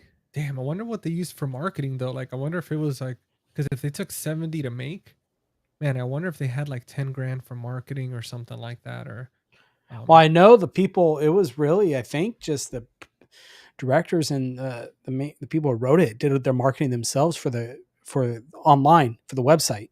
dude, see, It was just them. It was very raw, very like guerrilla the style. documentary on the second site release. They talk about that, and it was them. They created the website, and they would just every so often put up inserts from Heather's journal and all that stuff. Yeah. That's incredible, man. It's definitely really interesting when you reflect on it. Just, again, how effective the marketing was. Like, again, you just have to give credit where credit is due on that one. Mhm. Now, was there a certain moment in the movie for you guys that left you like unsettled the most? Oh, I don't want to spoil the movie, but Okay, spoiler alert. If you There we haven't go. seen it by now. Seriously. I think a big one for me was when they're in the tent and it's a live reaction that you're seeing in the film is when the tent starts shaking and going crazy. That's a big one for me. Yeah. For me, it was when she starts crying in front of the camera. Like Oh, when the it's like, snot. yeah, like that to me was one of those like, damn, like she's like, what the hell is happening? Like, Mhm. and then that obviously the end where like the person's facing the wall. That's when I saw that, I was like, dude, you need to get the hell out of there right now, because no way. It's like the second I saw that, I'm not even asking questions. I'm turning around. I think the moment that just like it just left me so shook was the ending. You see him standing in the corner, and you already know like what exactly is going on depending on how you interpret it. Um, but I was like, oh, this is not going to end well. You're like, nope. Nope. Yep. And just I don't know. And like the more you really read into it, like all these years later, it just provides like additional like theories and context, and it I don't know. There's something about it that I just absolutely adore this movie on so many levels. Yeah. Yeah, It's brilliant, man. It's a great film. And it's got its own little mascot too. You got the little stick figure man. Yeah. It's yes, there's that. it's brilliant because it's such a simple film. It's so simple. Again, It's all dialogue, just three people in the woods in like shitty lighting and like very like like crappy resolution, and it doesn't have any creatures, any monsters, nothing like that, and it just sells, right? And the very guerrilla style marketing, like Jordan was saying, what they just did everything themselves. Yep. And I mean, it's hard to hate something that's so well made with what they had. Oh, 100%. And I just remember at one point they were talking about just how like sleep deprived and hungry they were on set, at that Mhm. point. And really, I feel like that enhanced it for the better because you see like there, I mean, there's certain points in the movie where they almost feel delusional. Mhm. Um, now, Steven was saying, he's like, correct me if I'm wrong, but didn't people actually try to go find the missing filmmakers before they found out it wasn't real? Yeah, I Honestly, I heard mean, that. I remember hearing something about that, but it wouldn't surprise me just given like how they kind of fleshed out this backstory, Mhm. prior to the movie coming out. Yeah. Um, let's see. So how effective was the decision I can't talk, the decision to never show the witch or any clear supernatural events? Like essentially less is more. Yeah, absolutely. I mean, we've seen higher budget movies with like, I mean, a lot higher budget movies and name cast actors suck, with all the CGI and all the stuff. And then with this, it's just them, like I said, them in the woods. Dude, I mean, you don't need more. Like, dialogue is king in the end of the day. I mean, you don't need flashy. Just give me a good story and a good plot, and that's all that matters. Um, I think with this, it was a very interesting decision to do, Yeah. and a good decision. I think it was for the better because it left you up to your own imagination, your own Yes. feelings. You are almost creating this narrative in your head of what's going on, and that's scarier a lot than anybody can actually show you. It's a tactic that they did so well that it would stay with you after the film ended, Mhm. because now you walk by a forest and now you're unsure. You go back because now the witch is not, oh, that's in that movie. Now the witch is, oh, it's this story. I don't know what the witch looks like. She could be anything. It's in your head. I mean, it really Mhm. gets in your head. I think Yeah, yeah. and you guys were talking about like, okay, so less is obviously more. They're not really showing a whole lot. They don't ever really show the witch in this movie.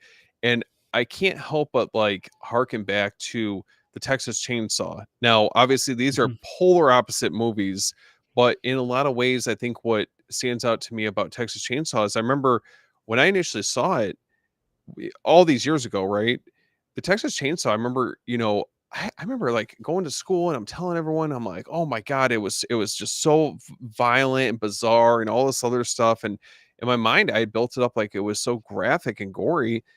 In reality, it's almost next to no gore that's actually shown in it. You don't actually see that any of our protagonists are getting torn up by a chainsaw, but it allows your imagination to run wild. And that's Mhm. how I feel like the Blair Witch Project, what it does, it excels in. Yeah. Yeah. No, I would have to agree completely. So I know we were talking about this a little bit earlier. So was Heather's final monologue one of the most iconic horror movies of the 90s or oh my gosh, horror moments of the 90s? I mean, Yeah, I it's think up there. definitely. Yeah. Yeah, I think it's someone that is just spiraling out of control, and I don't know. She did a very very great job at conveying Mhm. that. And I have to ask you guys, so how does Blair Witch hold up compared to modern found footage movies? I'm sure by now you guys have seen a number of them. Um, where does Man. this rank for you guys? I mean, this for me, I mean, yeah, you've got Cannibal Holocaust, which is a phenomenal found footage Mhm. movie. But I mean, since then there really wasn't a lot. I mean, honestly, there wasn't a lot. Um, and this one, man, it's hard to beat. There's really good ones out there, and from a personal standpoint of films that I actually like, there might be some that in the moment, like I think this is like maybe better. I don't want to say better because I think Blair Witch is like the perfect one.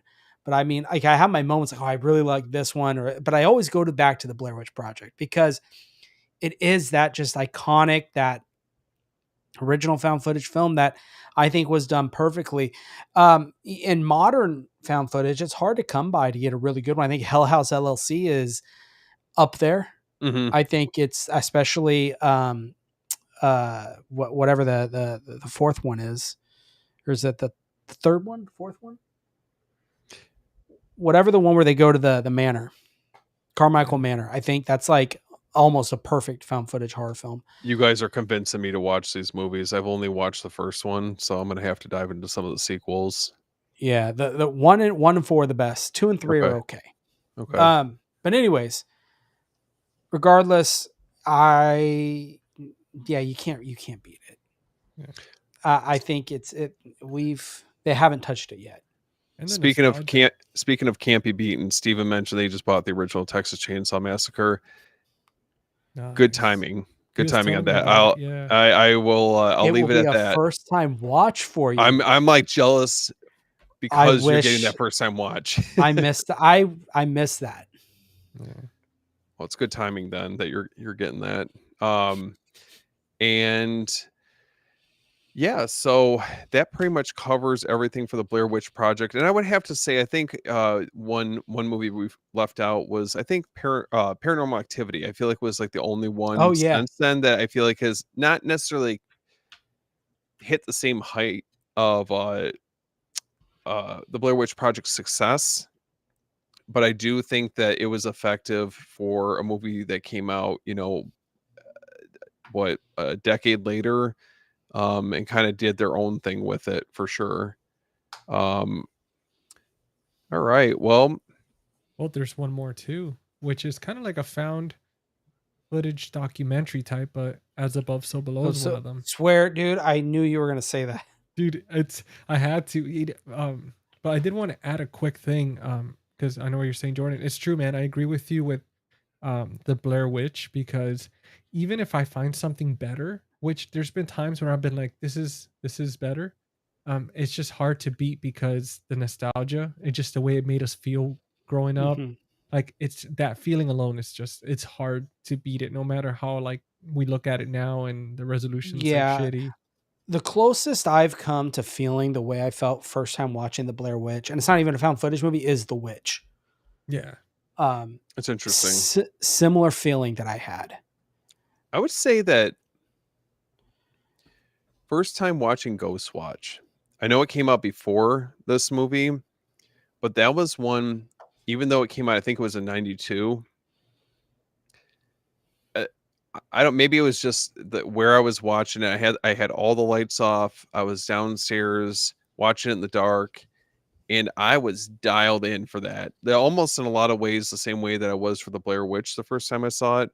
But Mhm. man, what a great movie. If you guys haven't seen that, I highly recommend it. If you guys are looking for additional found footage movies to It's check a out. great movie. Yeah. Yeah. And then Steven mentioned he said there's a really interesting theory online that Mike and Josh were planning to kill Heather the whole time. I mean, that's half the interesting aspect of this movie, is that there's a number of different theories out there with what everything symbolized, or theories on like the outcome of what Mhm. happened by the end of the movie. Did they say anything in the special features? Because I haven't seen the second Sight one release. No, they didn't really touch on that, theories or anything like that. It's, That I more, remember. it's more, I think, like, what would you say, fan theories that get kind of thrown Okay. around. Yeah.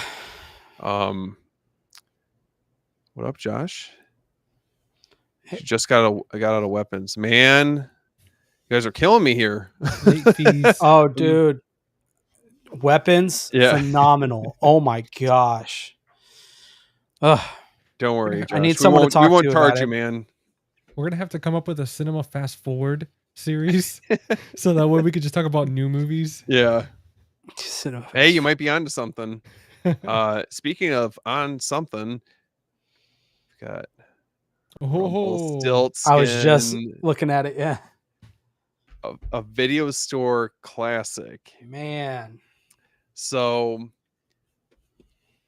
what is it about this movie that has us coming back to it all these years later? When this movie was in the like, you go to rent something on a Friday night, was it the VHS box or the cover art that like captured your attention or caught your eye when you were at the video store? Oh yeah, absolutely, man. Yeah. I like. I mean, come on. Like, Oh, Uncle I had Rumpus. never seen this movie, and if it wasn't for TerraVision, I probably would have never seen it. But I remember seeing it in the video stores, and this was one of those movies I talked about with my mom that she saw the Rumple on there. She's like, "There's no way you're watching that. Like, I Oh, don't need that terrifying. demonic. I don't need that demonic thing in my house." Yeah. You know, that's kind of how what she would tell me.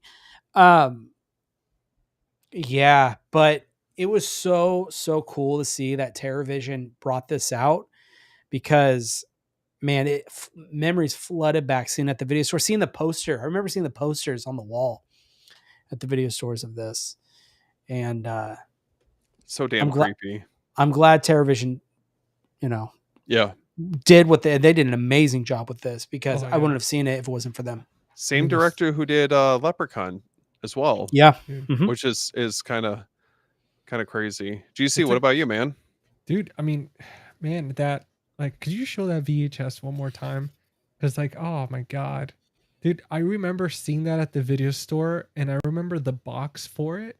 It was all like kind of beat up, so it made it so much more intriguing because you knew people were picking that up, but also it just looked old and like forbidden Mhm. fruit to me.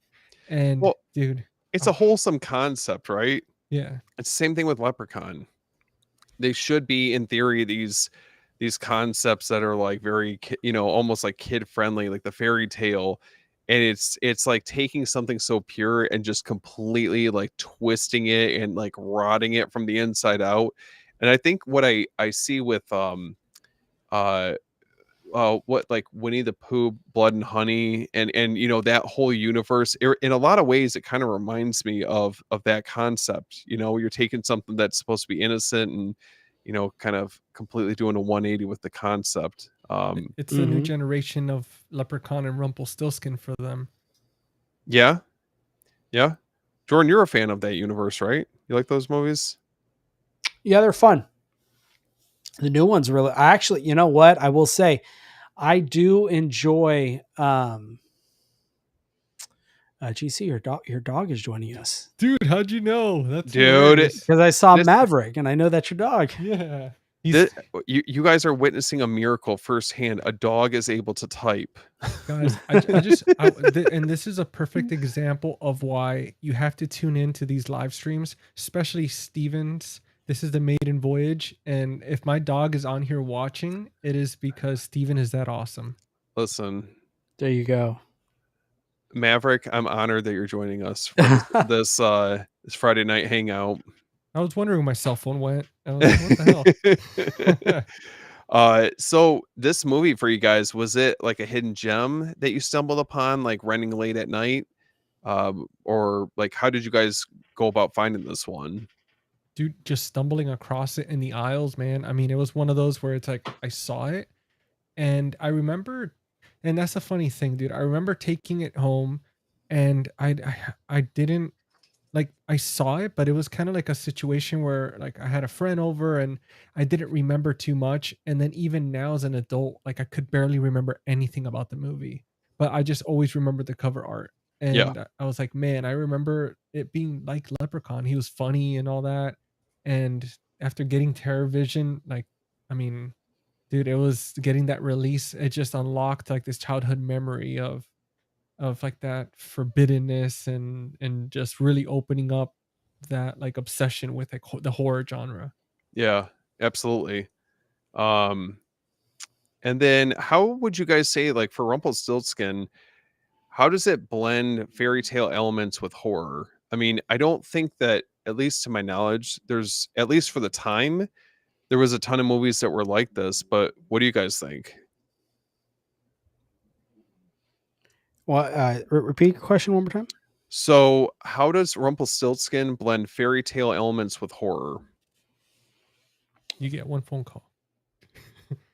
I mean, the- I, already the character Rumpelstiltskin is kind of a mischievous character. So he seems to be the perfect fairy tale character to be uh, putting that horror spin on, I think. And they do a really good job too, because it's a fairy tale about Rumpelstiltskin that takes place in, the early, way back in time.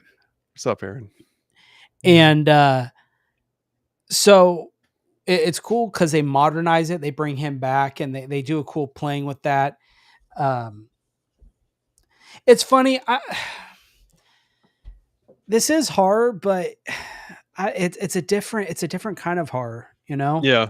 It's hard to It- explain what it is. It's like a fairy tale type horror. It's like just a twisted fairy tale is what it is. Yeah. You know what I mean? I think it's not afraid to be like outlandish and weird and off the wall. Like I think it especially for this movie and Leprechaun, I think I think these films know what they are. Yeah. Oh, for Um, sure. Getting to see Rumpelstiltskin, behind a motorcycle. I mean, you can't have too high of expectations, but there's something about this that I think just works on so many levels. Yeah. Well, let's not forget too, Charles Bernstein, the score of this film. Oh yeah. Yep. Man.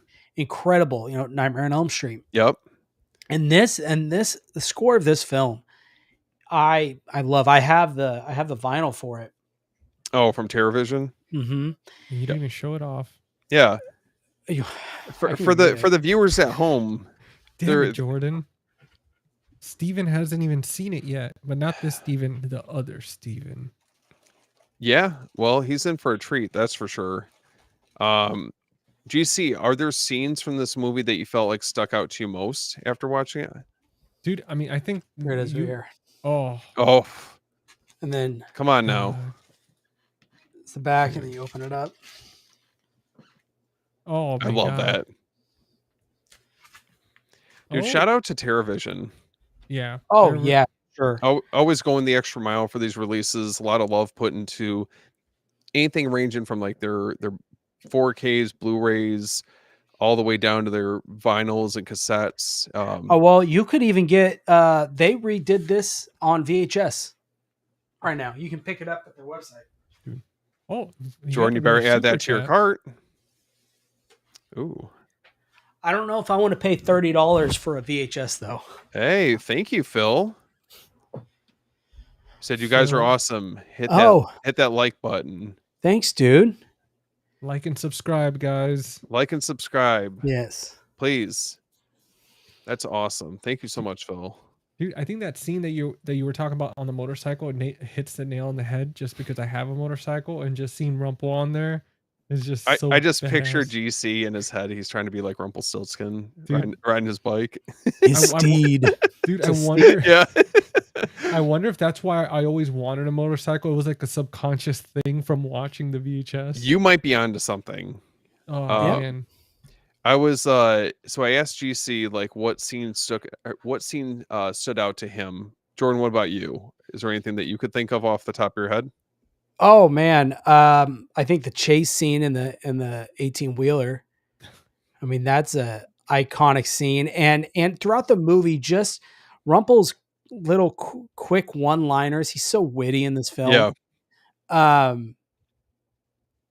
Yeah, and I think too the big reveal of him and the scene when he's trying to fight for the baby in the kitchen from that lady. That's a big one. Yeah. I remember that scene. But I love they do a really good job at making him, you could tell he's from a different era because he calls that everything he drives, rides, whatever is his noble steed, Yeah. right? His motorcycle, his the 18 wheeler. I think that has to be like the one that always stands out to me because it's just so Mhm. over the top.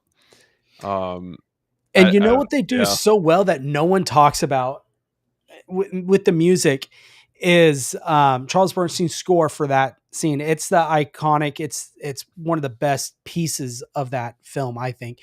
But if you watch and you listen, Rumple, when he pulls the horn, it's in the same key as the actual song. So when he pulls it, it matches perfectly with the score. So the That's it. key, yeah, the note or the key, I guess, Yeah. that the 18 wheelers in is in the same key as the actual score. It is so cool. That's That's how you sick. know that Jordan's a professional sound guy when he Yeah. catches those things. Yeah. I No, don't know it's about it's professional, but it's really cool. I mean, like I said earlier, it's just really cool to see like TerraVision going all out, and giving this movie like the love that it deserves. Because I just remember seeing it so early on, and it's one of those movies, kind of like Jack Frost, like they're video store staples, and now to see like these labels that are willing to go the extra mile for like having these releases completely decked out, um, you know, definitely props to them for sure. Um, and then outside of that, like, would you recommend Rumpelstiltskin as a must-watch cult horror movie for a video store marathon, or like where would that fall for you guys? Yes, oh, of definitely. course. Well, that's why it's on the list, that Yeah, we're talking about today. I mean, this to me screams like a cult classic video store staple. yeah, Especially growing up in that era too. Like if you're like around our age, you're gonna enjoy it because you grew up with some of those cheesy type movies. And Mhm. dude, a double feature on St. Patrick's Day, you could watch that and Leprechaun like back to back. Oh Yeah. man. And they're just fun movies. Yeah. They don't take themselves too seriously. They're, I guess, what you would call today kind of a popcorn flick in a yeah, way, Yeah. but they're just fun and they're good. And look, we're not saying they're, you know, uh, absolute cinema. I always think of that scene or that meme, yeah. Martin but Scorsese. right. But they're just fun movies and they make you laugh, they make you smile, make you feel good. And the Um, effects hold up. oh my gosh, the I effects mean, on Rumple yeah. I was for sure. really pleasantly surprised because you know how it is. Like some movies, when you start upgrading them, to 4K format, they don't always make the jump in the Mhm. best way, or you might be able to like point out some stuff that just hasn't aged well. This, I was like, damn man, this whole movie got a fucking facelift. So Yeah, it um looked really, really good. it's very impressive. Now, um, kind of pivoting away from that on a more serious note, Uh-oh. and one movie I wanted to talk to you guys about, I don't know where my VHS copy is, but if someone can, I'm tagging one of you guys in for this one. Couldn't create this list without mentioning The Silence of the Lambs. There we go. I like it. We got two different editions. I feel like I let you guys down. I Nice. don't know where my VHS is at. Jordan's is the best edition. Mine is like some No, Blu-ray no, no, from no, no, no. Lionsgate. GC, don't be so hard on yourself, man. Then there I you just go. I can't look at him. That's beautiful. I love this movie. Same. Hello, Clarice.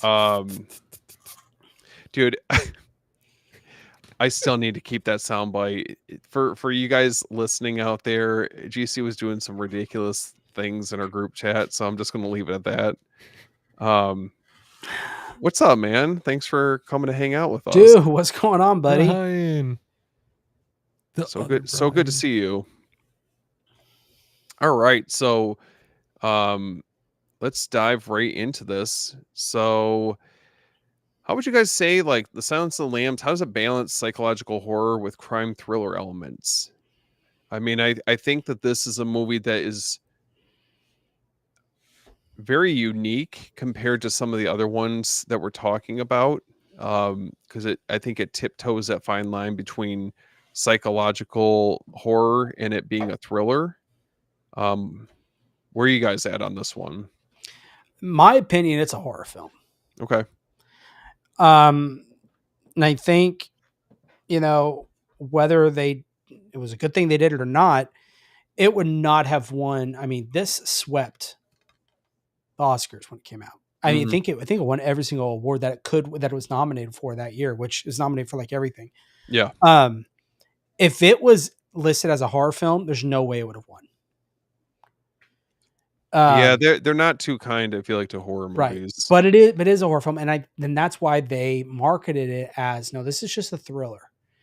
Mhm. Look, it's a horror film in my opinion. Oh, it's terrifying. Um, oh well, yeah. I mean, Buffalo Bill. I mean, that character alone is scary. Like the scene where he's asking that girl to help get the couch in the back of the U-Haul. Hmm. Like, and you're watching it, and I remember watching it. And you're just kind of yelling at the screen. Why are you going in that way? Don't Yeah. go in first. What are you doing? It's like You everything your know parents tell you not to do. exactly. Yep. You Yep. know?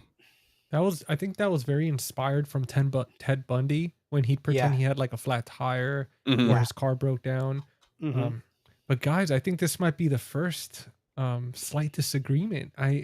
It's definitely scary, obviously, because of the situation. It's so realistic, and this has happened before in numerous different ways.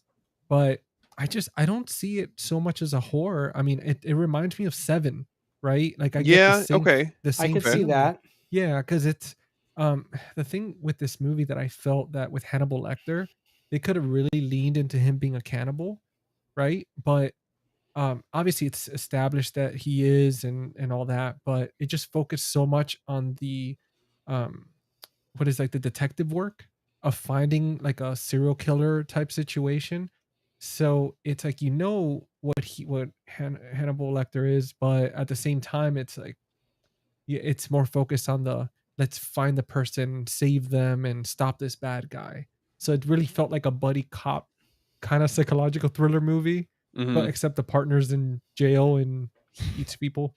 Well, I mean, you also, but to counteract that, there's that scene where they transport him, Yeah, right? Yeah. And they that's have him in that true. room, and the lights go out. I mean, that's scary. Yeah, Oh, for sure. Oh, very dude, scary. absolutely. You know. Yeah. I like that it combines so many different elements because yeah, I get what both you guys are saying. I think that there's like the police procedural esque Yeah, element to it. Obviously, they're with the FBI, but like you have that side of things. You have like the thriller side of things, the psychological aspect, horror, and you combine all that together, and I think it just creates such an effective movie that all these years later, you know, I mean, how many other movies have we really had that have done it as well as this movie has? I mean, you know, a lot of people were comparing, like, you know, bringing up Long Legs again, but a lot of people were comparing them, and I just felt like yeah, I could see some similarities, you know, due to like the aesthetic, yeah. but I don't think that they're close in the same tier, you know, Well, as far as the quality of movie. remember that when No. this movie came out, we started getting like movies like The Bone Collector, which Hmm. again, so it was a duo looking for serial killer. We had Seven, which again, two people, So and good. dude, and it was just kind of I think this movie, if anybody takes anything from tonight, it's the trend between Scream being a pop culture icon, the Blair Witch, and then you have Silence of the Lambs with that "Hello, Clarice." Like till this day, people Yeah. we still joke, we answer the phone and we still joke around like that. You know, There's the- Yeah, and I think it's interesting. I mean, you know, you're on this like chase the entire time, you know, everything is like playing out, you know, with her Clarice trying to track down Buffalo Bill. Um Now I what? feel like there's a handful of them, but you know, what scene did you find the most chilling or unsettling? I think that was when he's like, put the lotion on the skin or get the hose again. To me, that freaked me out. I was like, oh man, this guy is bonkers. For me, and it's a simple one, and it's the guy. I don't remember the actor who plays Buffalo Bill, but man, his voice when the girl is down in the pit Oh, Ted and Levine. Yeah, she's trying he's to amazing. convince him, and she has and with the dog, and he just blood curling just screams at her. Mhm. That just sent chills down my body when seeing that. Yeah. Oh, it's so creepy. Yeah. Um We so got we another got super chat. it's coming in. Oh ho ho! Jordan, do you Beef play Final cheeks on Siege? the streets. That's Dude. bringing it Jor- back. Hey, I'm telling you, beef cheeks, buddy. Dude, Jordan, do you collect vinyl soundtracks on I'm guessing from A24 sites? Midsummer N- and the Green Knight have amazing n- artwork sleeves. not. I don't have any it's actually from A24's website. I have The Witch. That's like one of my favorite movies. I also have their screenplay book. So short answer, no, I don't have any Okay. from their didn't know they website. had. So I have a very remember humble vinyl collection right now. listen, I feel like it's just a matter of time before it's a slippery slope. I'll just leave it at that. But Mondo had a Don't vinyl even. release, and this was early on, and like when my wife and I were dating, but she got that for me for Christmas. I was just like floored. I was so happy just to have that in the collection. Dude. But yeah, the Green Knight, do they have a vinyl soundtrack through their website? I didn't know they did. Yeah, I didn't know Um, A24 did that. But did you guys, speaking of vinyl, quick little off topic, did you see the Sacred Bones Halloween, the Oh my god, dude. Stop it. the Blumhouse trilogy vinyl collection they have? Oh my god. I don't need it. I have to keep telling myself I already have the Waxwork Records We need releases. I we See, don't I need it. don't. And I they already know. sold out of the pumpkin orange one. All they No. have is the blood red one, which is that. I mean, I like that one too. Yeah. But the pumpkin, I think the pumpkin one was signed, if I remember correctly. Well, Jordan, with all the super chats tonight, you get it. Yeah. Listen, you'll have enough to go around to get both GC and I a copy of Well, I think of the it's set. oh, okay. Yeah, I'm kind of looking on here. I'm just browsing. I went on their website. They do have vinyl soundtracks. Dude. That's cool. All right, well, I'll have to look at that another Oh time. hell That's awesome. yeah.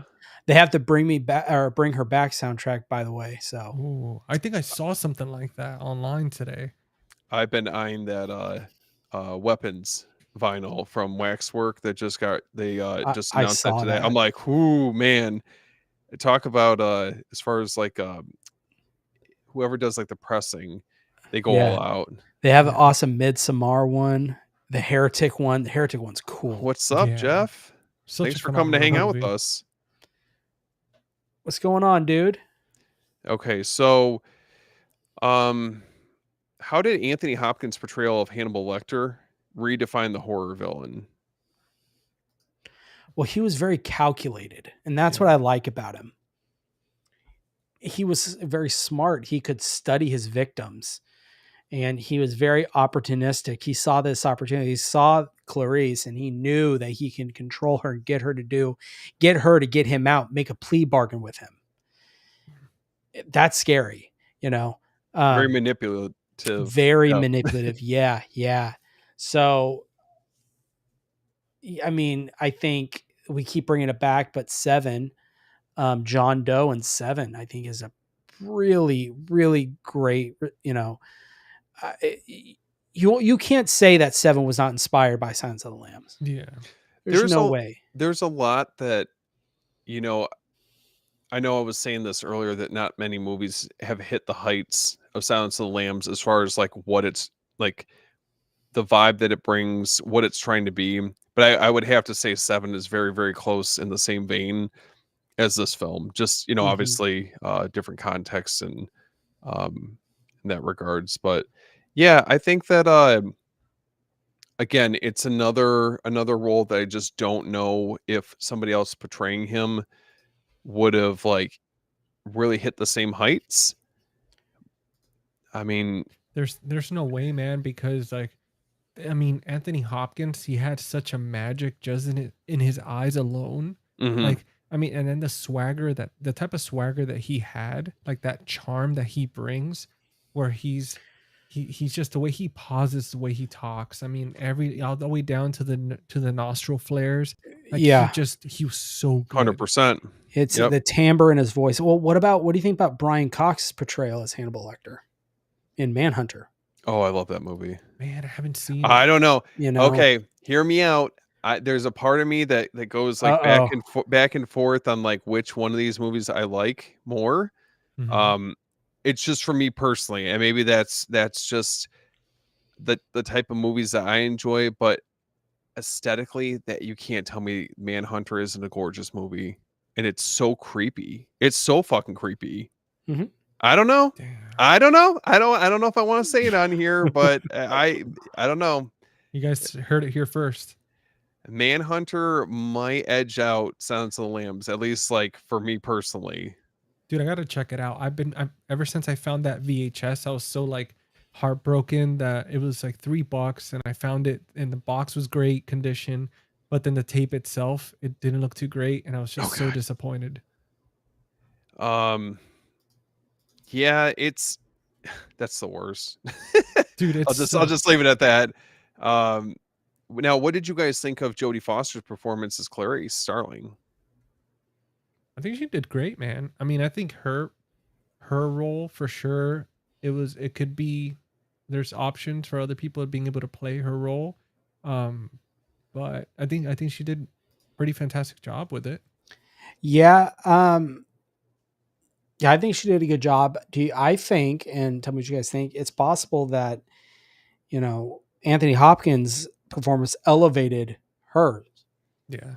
I think if anything. yeah, I could see that they both played off of each other really well. The chemistry they had with it, that dynamic that they had in the movie was Mhm. really effective. And um, it's like the cat and mouse, game that they have going back and forth with, him only giving her X amount of information or kind of leading her on this like chase to figure out who Buffalo Bill really is. And it's a race against time, essentially. Yeah. Now, did you guys rent this movie back in the day or did you see it in theaters? I don't know, at what point you guys discovered this. Oh, TV. That's where I Okay. saw it. Okay. TV and well, so another kind of situation. My dad had it on VHS, and but I think I watched it on TV for the first time, and that's kind of how I watch it exclusively. And then I watched it on. I think the first time I actually watched like the full cut of the film was on Netflix, possibly. You don't Okay. have these VHS, Jordan? Or like did what happened to them? They're probably in storage. So that's a good question. I'll have to find out because I know they got to be somewhere. This this was a movie that took me a little bit of time to get into, and I'd only heard about it through my parents. I remember them telling me like, you don't want to see it. Like it's really, I mean, you know, it's a pretty like intense movie, and I think that I'm not gonna lie, that's kind of the reason why I wanted to see it. So maybe unintentionally it inspired me to check this out at some point. Do you feel like this movie, because this movie came out when we were younger, Yeah. that this movie is kind of, I know these are all adult oriented, right? They're all horror films, but this movie is just kind of another class of films. It's a slow burn. You got to really pay attention. It is drawn out at times. And I feel like when you're young, attention span, you almost really didn't give it the time of day.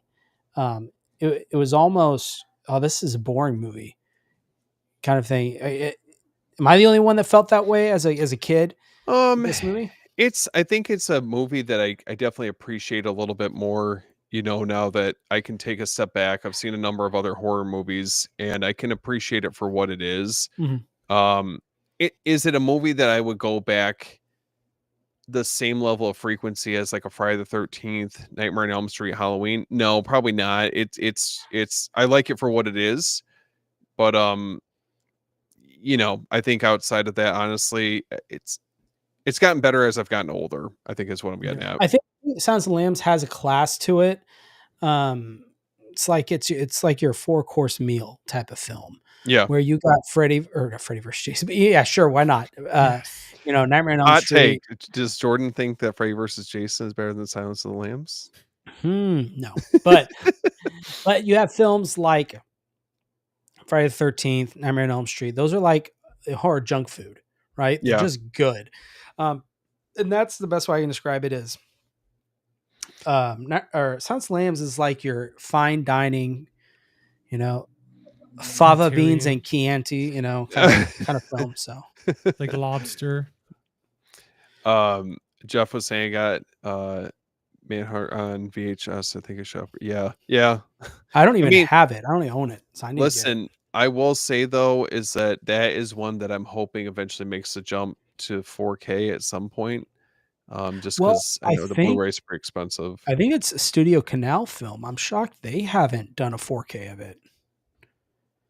I thought it was coming down the pipeline. I'm not 100% sure, but yeah, Second that's sight. Just let them you do heard it. You everything. heard it here first. We're manifesting it. Do everything Um, horror. yeah. Yeah. And then lastly, did the VHS cover art capture the film's chilling tone for you guys? It always kind of threw me off. Like I was like, what is that like on her face? And I was like, I was always Yeah, wondering. it's not until you see the movie that you really get the moth Yeah. symbolism. Yeah. Yep.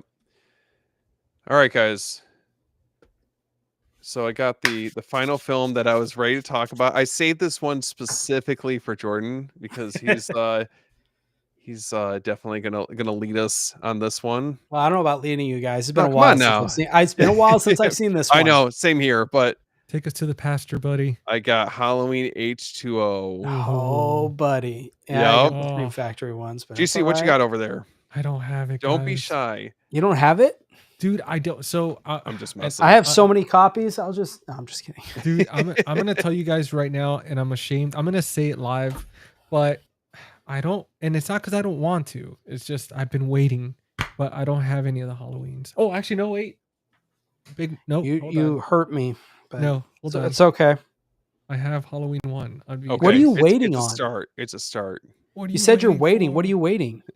I wanted to get like, so I originally wanted that box set, but like the Blu-ray one, but I missed out on it, and then the price is so high, so now I'm just kind of waiting to get them all on 4K, like to get them all in a box set. Kind of like I'm waiting for the Freddy to come out, and then I know that Friday the 13th is gonna be next, and then I know Halloween's gonna be next. Well, It- with it- Halloween, I think Scream Factory actually holds the rights to them, don't they?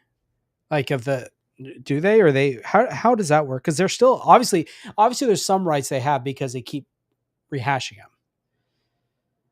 Well, I hope they put a 4K box set, man. That would be that's like really what I want, man. But guys, Well, yeah, I mean, that's tough to say, honestly. It is hard because of people like me. Well, just buy the singles tons of times that they're like, why would we do that when we can just keep getting more money from Jordan by all their releases that they put out? So Steelbooks. guys, comment below. Scream Factory Steelbooks. Tell Jordan to send us a copy of his many copies over. I have okay. I only have 2 copies of H2O. Okay, The same one, or do you have a steelbook? Oh, the other one, the Steelbook release, like the individual one. they have an individual for H2O Steelbook. Am I getting Well, I it don't mixed- have it, but I'm Am I gonna getting need it mixed now. up?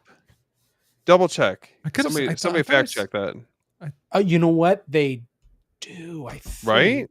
It has that really nice cover art. I could have swore I saw it somewhere. Halloween H2O 4K Steelbook. What's Let's up, see. Frank? Maybe there will What's up, be dude? Oh something- yeah, man. Dude, Frank. hell That's yeah, it, brother. GC.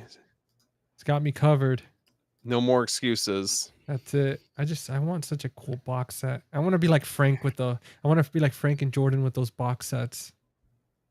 He is right. I swear he is right though, because the 4Ks that they did, they look so nice. Okay, here it is. Man, this is nice artwork. I'm looking at it. Add to cart. Beef cheeks. on You the heard it streets. here first. I'm buying it. I missed the Freddy box on Amazon. Do you think? I heard rumors that they're probably going to be doing another restock, but probably not till like November. I don't know if that's true, but that's what Yeah. I've heard. Limited run. Yeah, So yeah, they're selling out everywhere. it's I mean, I guess I'm not surprised with it being such a popular franchise, but hmm it's like almost like a 180 from the standalone release that we had for Nightmare on Elm Street last year, where I felt like it was, I mean, it didn't really sell out the way I think a lot of us were anticipating. So for now, how did Halloween H2O successfully bring back Laurie Strode after so many years? Did you guys think the film handled it right? I actually thought it was good. I Yeah. enjoyed it. I wasn't a fan of her dying in a car accident off screen. Yeah. I don't That's a like cop that out. they killed her in Resurrection. I thought that was stupid. I don't like Resurrection. If you guys don't know, that's like that's the worst Halloween. Yeah. Yeah. What do you guys think of all the different masks though? Like as a whole for the franchise? I don't know, because there was multiple masks in this one. Damn, I It's don't remember, man. It was it's like been there a, was a CGI mask and it's been a while since I've seen it. Yeah. okay. I don't think it's like if you're comparing any of the masks from this movie compared to like some of the earlier movies, I feel like that those did the design a little bit better, Mhm. especially like the first couple, but Yeah. Anyways, I enjoyed how they brought her back. It was believable to me. So I yeah. like were there like scenes for you guys that delivered like the biggest scares or shocks like when you guys saw it the first time or like when you were initially like renting it? when they stared at each other through that Yep. through the door. There it That is. scene Yep. was the one for me that just like I almost jumped out of my seat. I was like, yeah, face off. Yep, that was it. That was you were gonna say the one I was gonna say. The Dude. confrontation. Dude. Yep. This movie is so edgy, so cool. I mean, you have like this you have Josh Hartnett at his prime in this movie. And Mhm. it's I think to me, I mean they're all phenomenal films. Like, I mean, I agree with Jordan about Resurrection. It's, you know, you have to have it in the collection, but it's kind of like You don't you know, feel good about it. yeah, you feel a little dirty about it. You kind of you almost want to move it to the end, but it has to be It's there, but chronological. Yeah. It's like, yeah. Like, eh. But Well, this one's it- the best one for me. Like, it's one of the fun ones because it's so edgy. and kind of going back to what you were saying, I mean, Josh Hartnett, like around the time, I mean, he did this and the Faculty all around that same like time Yeah. period. So definitely very much of the time. Like I feel like he was really big like when this was released. Now did you guys think that Michael Myers felt as menacing in H2O as, you know, earlier entries, like compared to the previous Halloween movies? I mean, man, I haven't seen this one in so long, but I do remember, like, I remember being like, dude, this guy, I mean, he still had that darkness, that creepiness where Mhm. it's, you know, I didn't feel like it wasn't quite there. Like, I felt like it kept up with like the originals to me. I mean, I don't think he's ever gonna be as menacing as he's in like the first film. I mean, you can't top that, but he's obviously menacing enough to keep after Laurie Strode after 20 years. He's persistent. Very persistent. Now, how would you guys say that H2O affected the slasher genre in the late 90s? I You mean, know, here's obviously there was a lot of heavy hitters around that time. Hmm. You know, where does this stack up, or what was the lasting impact that it had? You know, it's hard to say. I think it was. It's hard to say that it had a much of a massive impact because it was a result of a massive impact from another film. Hmm. I think they had a good thing going and they just, you know, destroyed themselves with Resurrection. yeah. I don't know if I would say it had a huge impact of the 90s because I think it's a result of an impact. Hmm. Um, Kind of following which I'm the which trends. I'm happy about, of course. Yeah. So This It's was sorry, I felt like this was like the last one that I felt like really invested in, you know, up mhm, until Rob Zombie's take on it, you know, and obviously that's very different compared to all the other ones that came before it. But, mhm, you know, you're right, like Resurrection, I like unfortunately kind of killed all the interest that mhm. people had in continuing this franchise. And it just I don't know. That again, I think that's always a tough watch when you're going through and doing a marathon. Yeah. what I love about this movie is the fact that it's a time capsule for the 90s. And between the music and Yep. the actors, it Yeah. just oozes 90s. Even the way it's filmed, the color grading of it, just Yeah. everything about it just screams 90s. Yeah. Um do you feel like it helped revive interest in the Halloween franchise though? With this one? I think it helped kind of shine light back into it because of the cast. I mean, they were using cast that were just kind of actors and people that were just kind of killing it at the time. So it helped, get the word out there, like Halloween's back, but also we have these people on here, so they were curious to see what they were going to do with it. Mhm. But I know Jordan's going to know more about this. No. Of course, I think it gauged a lot of interest because they actually brought back Jamie Lee Curtis, Yeah. and she actually agreed to come back for this movie. And then again. And again. Yeah. But again, they just had to kill her off in the next one, so whatever. In Resurrection, worst Halloween. But sorry, what was your question again? Just asking if you guys felt like it helped revive interest in the Halloween franchise with this movie. Oh, I think so, a little bit, because it brought a lot of people back because they got to see Laurie Strode again face off against Michael Myers, and they hadn't seen that since early Halloween. 80s, 81, was it? Yeah, Halloween 2. Yeah. So it's been that long. And, of course, I think, I love all the Halloween movies. I love every single one of them. But the quality of them, yeah, they kind of do go down. They start to, dive. If you're Jordan, looking you're at being it, kind. if you're looking at it logistically, I can't talk too bad about my favorite franchise. Yeah. Okay. They do decline as they go on. They're fun movies, but they do decline. And so people, they were losing interest. And then they kind of took that little pause, and then they announced Jamie Lee Curtis is back. That was a big deal because, sure. like I said, you hadn't seen it in a long time. So yeah, there was definitely interest in this. And then they killed her off in the next one. I remember this movie will always stand out to me as being edgier. As far as like out of the entire franchise, the edgier entry in the Halloween franchise, and then obviously I'll never forget, just the amount of hype, even hearing about it by word of mouth with Jamie Lee Curtis coming back, and it just, you had Scream is taking off like crazy. You have this movie that I feel like was somewhat of a like an answer back to the fact that, okay, Scream's now this huge juggernaut for an upcoming franchise. Why not bring Michael Myers back? It's interesting, and like you said, unfortunately, Resurrection just destroyed all the progress they made. And then Resurrection. Yeah. They should change the title of the movie to like something else. Well, we got through the Blumhouse trilogy, so I feel like I could take on anything now. And lastly, so how did Halloween H2O stand out among the many slasher sequels available for rent in the late 90s? You guys put this one up there?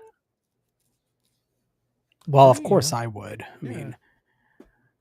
I think it stands out because it's Michael Myers. This is John Carpenter's Halloween. This is the one that really, I would argue, kicked off the slasher genre as we know it today.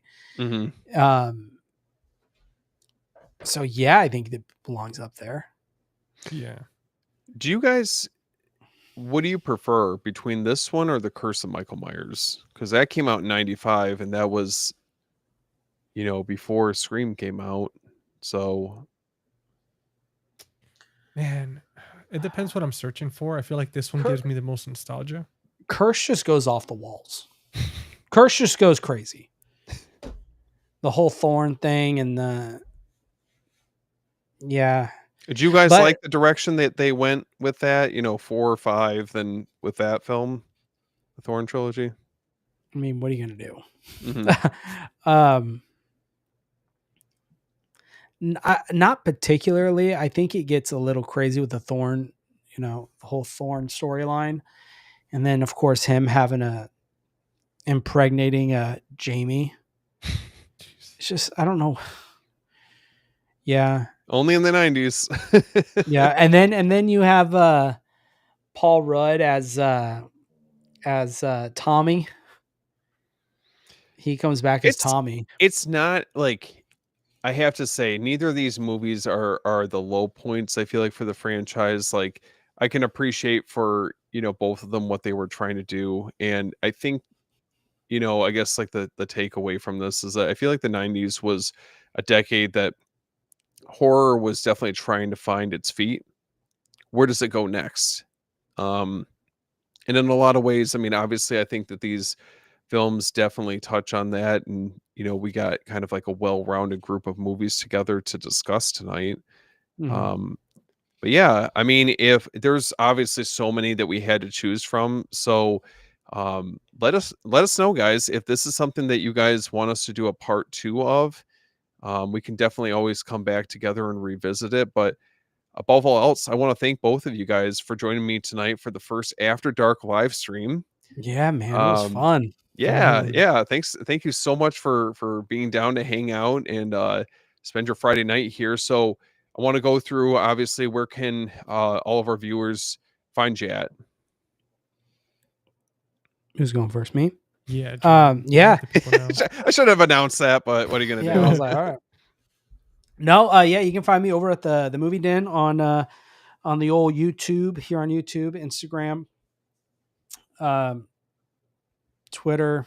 I'm diving back into TikTok. I don't know if you guys saw my video I posted. So I'm trying to I'm trying to focus more, doing more short form content as well. Fantastic, But by the way. oh, Yeah, thank you. yeah, you're doing Thank a great you. job, man. Thank you. But anyways, yeah, you can find me on there, and on these lives we do all the time with these two beautiful gentlemen. After the After Dark, Cinema Rewind, and we got to come up with a third one. I don't know. We got We'll Fear figure by something. Year. We got Fear by Year. Don't Oh, forget Fear by about that. Year. Yep. Yeah. Oh, yeah. So Fear by Year. And I know I promised that there would be the other episode up. I wanted to let this one breathe a little bit, so I'll probably this weekend I'll probably throw up the 1978 episode, Hell yeah. and then later this month, if it wasn't on the 20, do you know what date it's on, Steve? Hold on. Anyways, I think it's like the 22nd or something. We're going to be doing 1979, and Oh, we are going to 21st. 21st. Yep, 21st. 21st. We're going to do 1979. We're going to be having Garrett Born to be Rad is going to be joining us, and we're Hell going to be yeah. talking about movies from 1979. So stay tuned for that. And if you missed that, we are making it into a podcast as well, so you can go check those out. And anything else? We've got I mean, I guess I'll say it here. I got a little early thing of the Innkeepers that I gotta do a review, and I'll pull that out for you guys. That's all I'll say about that. But try to get a review out for the Innkeepers from Second Sight. I can't wait to hear how it is. Yeah, I'm excited. So, but yeah, that's pretty much all I have going on. Nothing too crazy. Same old, same old. And we got the Beyond the Blood episode, the oversized Texas Chainsaw Massacre episode on Sunday that we're recording. We're doing that one. Yep. And then there's another surprise one that I don't want to, if you want to say something, Steven, I'm not going to say anything about it, but there's another one too. Supposed to be coming up here pretty soon. So Nice. That's all I have. Do you see what you got? Man, I don't have anything too crazy. But you guys, yeah, if you're watching this on any of the other channels, you could find me at Face the Movies on YouTube, Instagram, Twitter, Letterbox. I like, it's funny, Jordan, you mentioned TikTok. I have one, but I haven't posted on there in like months. But all I use, I mean, you can mainly find me, Instagram, YouTube. I do have a podcast which is called Friday Night Fright Night, and you can find it on Apple, Spotify, and I'm doing the video formats on my YouTube channel as well. And we do have the Cinema Rewind series, which is next week. We have Camp Counselor Ken joining us from Mid-Level Media for I'm excited for that. Episode 10, which is incredible. I might be doing a code giveaway, so digital code. So, tune in. You might win one. We'll see what happens. Night might get crazy. I might throw 2 or 3 out there. But besides that, just kind of hanging out with these guys. And I just want to add, love you guys. And Steven, dude, so damn proud of you, man, for doing this. Oh, thanks, guys. Dude, it looks, you did such a good job hosting your first live stream. It looks great. Thank you. Went smoothly. It was fun.